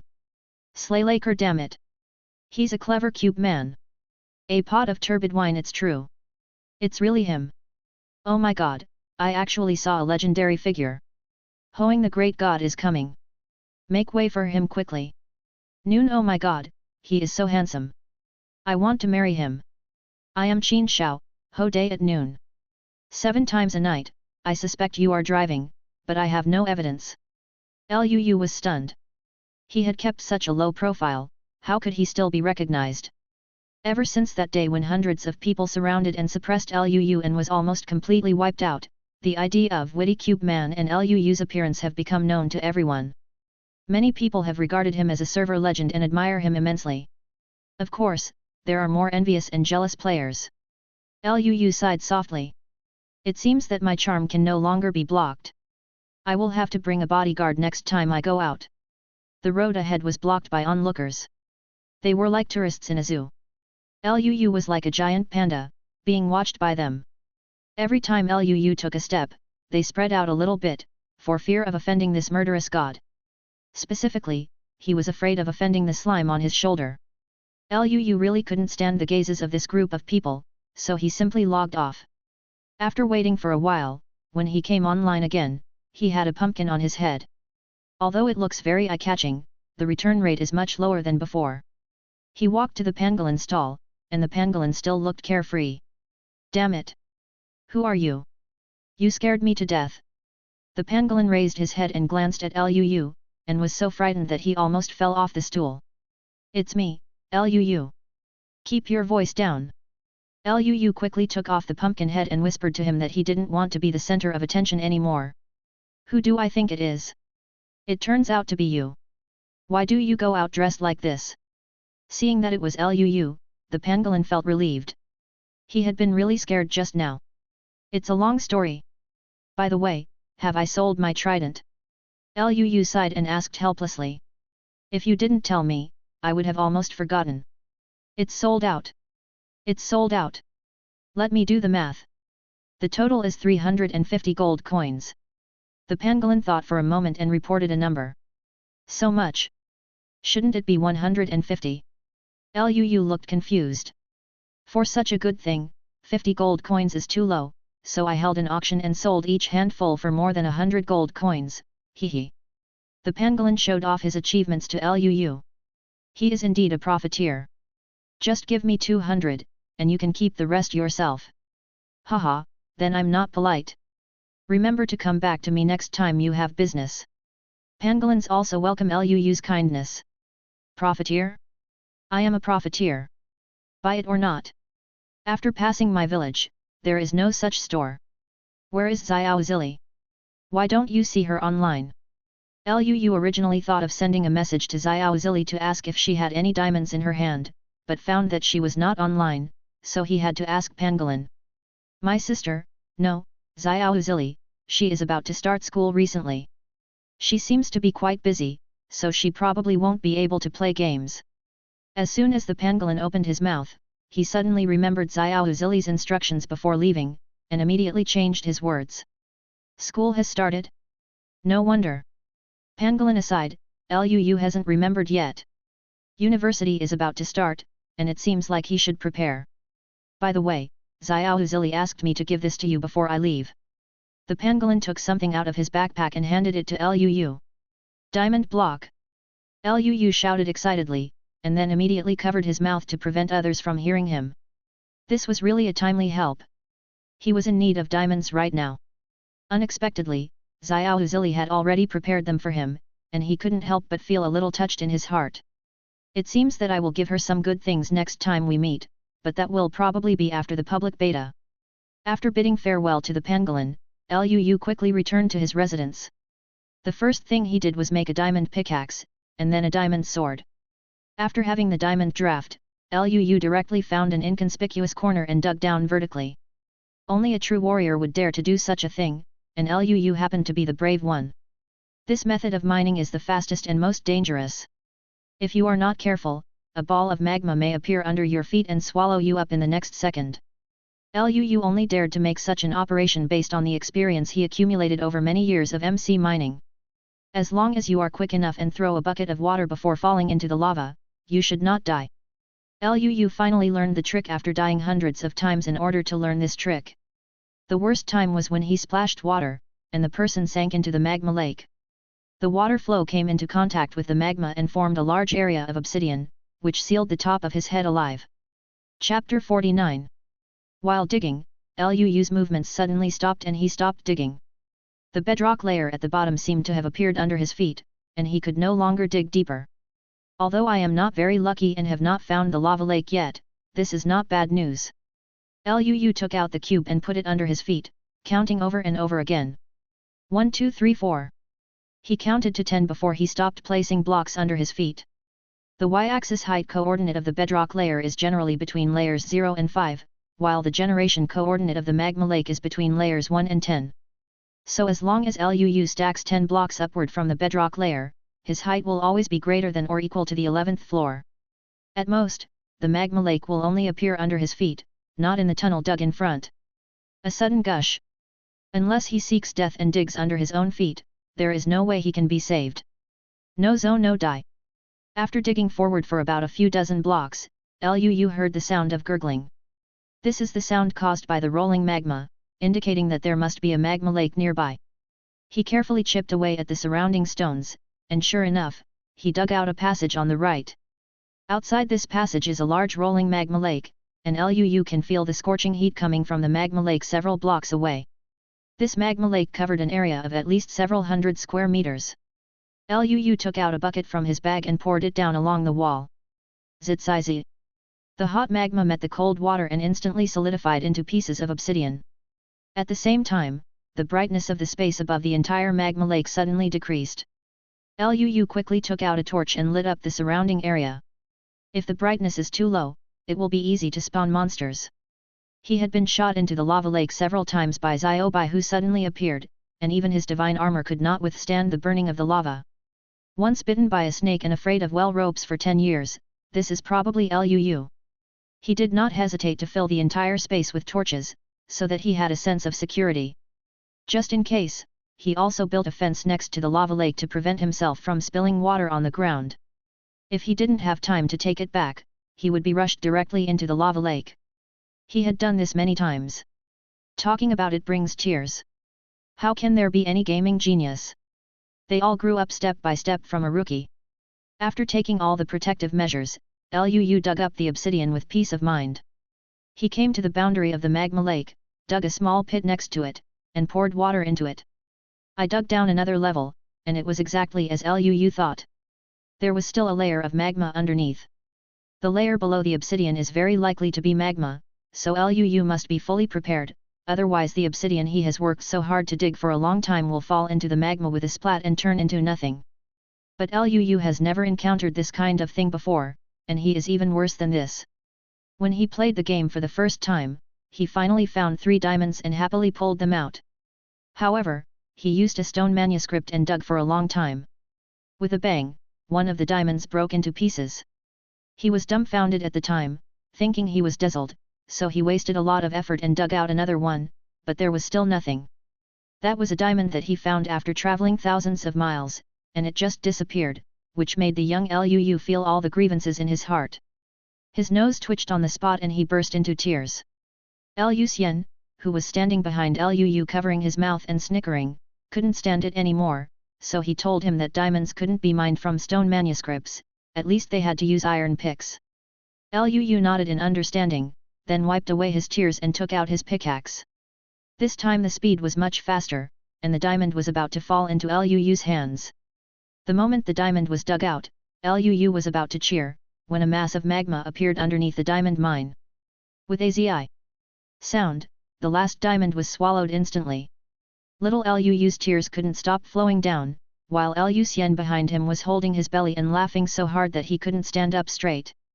What Liu didn't know was, at that time, my father was smiling with tears. This scene. It reminded him of the happy memories he had when he and his friends first started playing MC. At that time, they were still ignorant students and came into contact with MC for the first time. A group of people played happily together after school every day. From a novice who knows nothing, to a core player who is skilled in operation, and later to a construction master, a redstone master, and even a racing master. Decades have passed, and the good memories of those years are still vivid in my mind, but those friends have gone their separate ways and disappeared. Fortunately, Liu's mother Yin Li is still by his side, and the two of them also have the fruit of their love, the second-generation square man, Liu. Thinking of these childhood memories, Liu couldn't help but feel a little sad now. MC added too much color to his childhood and taught him wit, bravery, unity and cooperation. When she was a child, her mother was worried that exposing Liu to games so early might make him an internet addict, but Liu Xian's next words dispelled her thoughts. Don't worry, children who like MC will never be bad learners. Liu dug out a total of 14 pieces of obsidian, 4 of which were used as enchanting tables, and the rest were used to build the Hell Gate. No one has gotten the first kill of the monster from the lower realm yet, so Liu must hurry up. If someone logs in first, it will be too late to cry. Only Liu, a first kill professional, understands how good the first kill reward is. Other players think that first kill rewards are just more gold coins. Putting cubes under his feet, Liu returned to the ground along the same route. He was not at home these days, so Tiao doubled the size of the underground farm, setting aside a separate area for planting watermelons and pumpkins. The size of the cattle farms has expanded several times, and there are too many to count. There are already hundreds of horses in the stables, and a huge amount of wheat is consumed every day. However, compared to the output of underground farms, it is still very negligible. Tiao specially dug out a very large storage room to store all kinds of items. Dozens of large wooden boxes are neatly placed on both sides of the storage room, and each box has the name of the item written on it for easy identification. Liu looked around the room and nodded with satisfaction. I have to say that it was indeed a wise choice to take Tiao in at the beginning. Liu's current level has reached nearly level 50. This is all the experience he gained from killing monsters since the server was launched, which is just used for enchanting.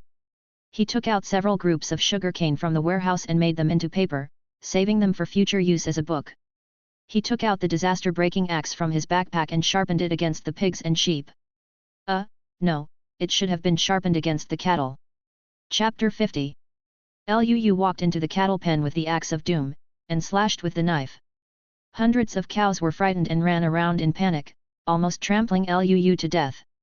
Liu quickly retreated, and seeing that he still had half of his health bar, he couldn't help but feel a little scared. There is collision damage in the game. When Liu rode a big black horse, he could knock a naked player to death. For safety reasons, he still separated the herd of cattle with fences and slaughtered them one by one. Every few seconds, a cow would fall under Liu's axe. The axe of doom became the best knife for killing cattle because of its high basic damage and low durability. It took half an hour for Liu to slaughter half of the cows in the cattle pen. He had obtained enough leather and a lot of beef. He hit the enchantment book with sharpness 5, plunder 3, durability 3 obtained from the desert temple on the newly made diamond sword. The reason why I didn't use this diamond sword just now was to save some durability. There were enough cows anyway, so it didn't matter if I killed a few more. Diamonds are not so easy to find, so you have to use them sparingly. Put leather and paper made of sugarcane together to make a book, then add some wood to make a bookshelf, and also make an enchantment table, and the preliminary preparations are done. Liu came to a spacious stone room, which he specifically asked Tiao Tiao to dig for him before leaving, and was specially used to place enchantment tables and bookshelves. Put 16 bookshelves on the ground in a semicircle, and put the enchantment table in the middle, and that's it. Put a few boxes on the open space next to it to store books and lapis lazuli and other materials used for enchantment, so that they can be easily accessed. Liu stood in front of the enchantment table, feeling a little nervous. It's always the most nervous before enchantment, because you never know what attributes it will enchant you. Liu put the book and lapis lazuli into the enchantment table and jumped directly to the last level 30 enchantment. He was already level 50, and just now he killed a group of cows, so his experience soared, and he has reached level 57. 3 levels at a time, you can enchant 9 high-level enchantment books. He doesn't believe that he can't enchant a durable enchantment book after 9 times. The first enchantment book, the attribute enchanted is Protection 3, which is okay, and then I will buy myself a set of armor with Protection enchantment. The second one is Deep Sea Explorer 3, which is very suitable for underwater combat when walking underwater, but it seems a bit useless to Liu, who has the title of Underwater Killer. The following enchantment books began to let go of themselves. All kinds of strange enchantment combinations were matched together, but they were not durable, which gave Liu a headache. Could it be that all his experience would be wasted?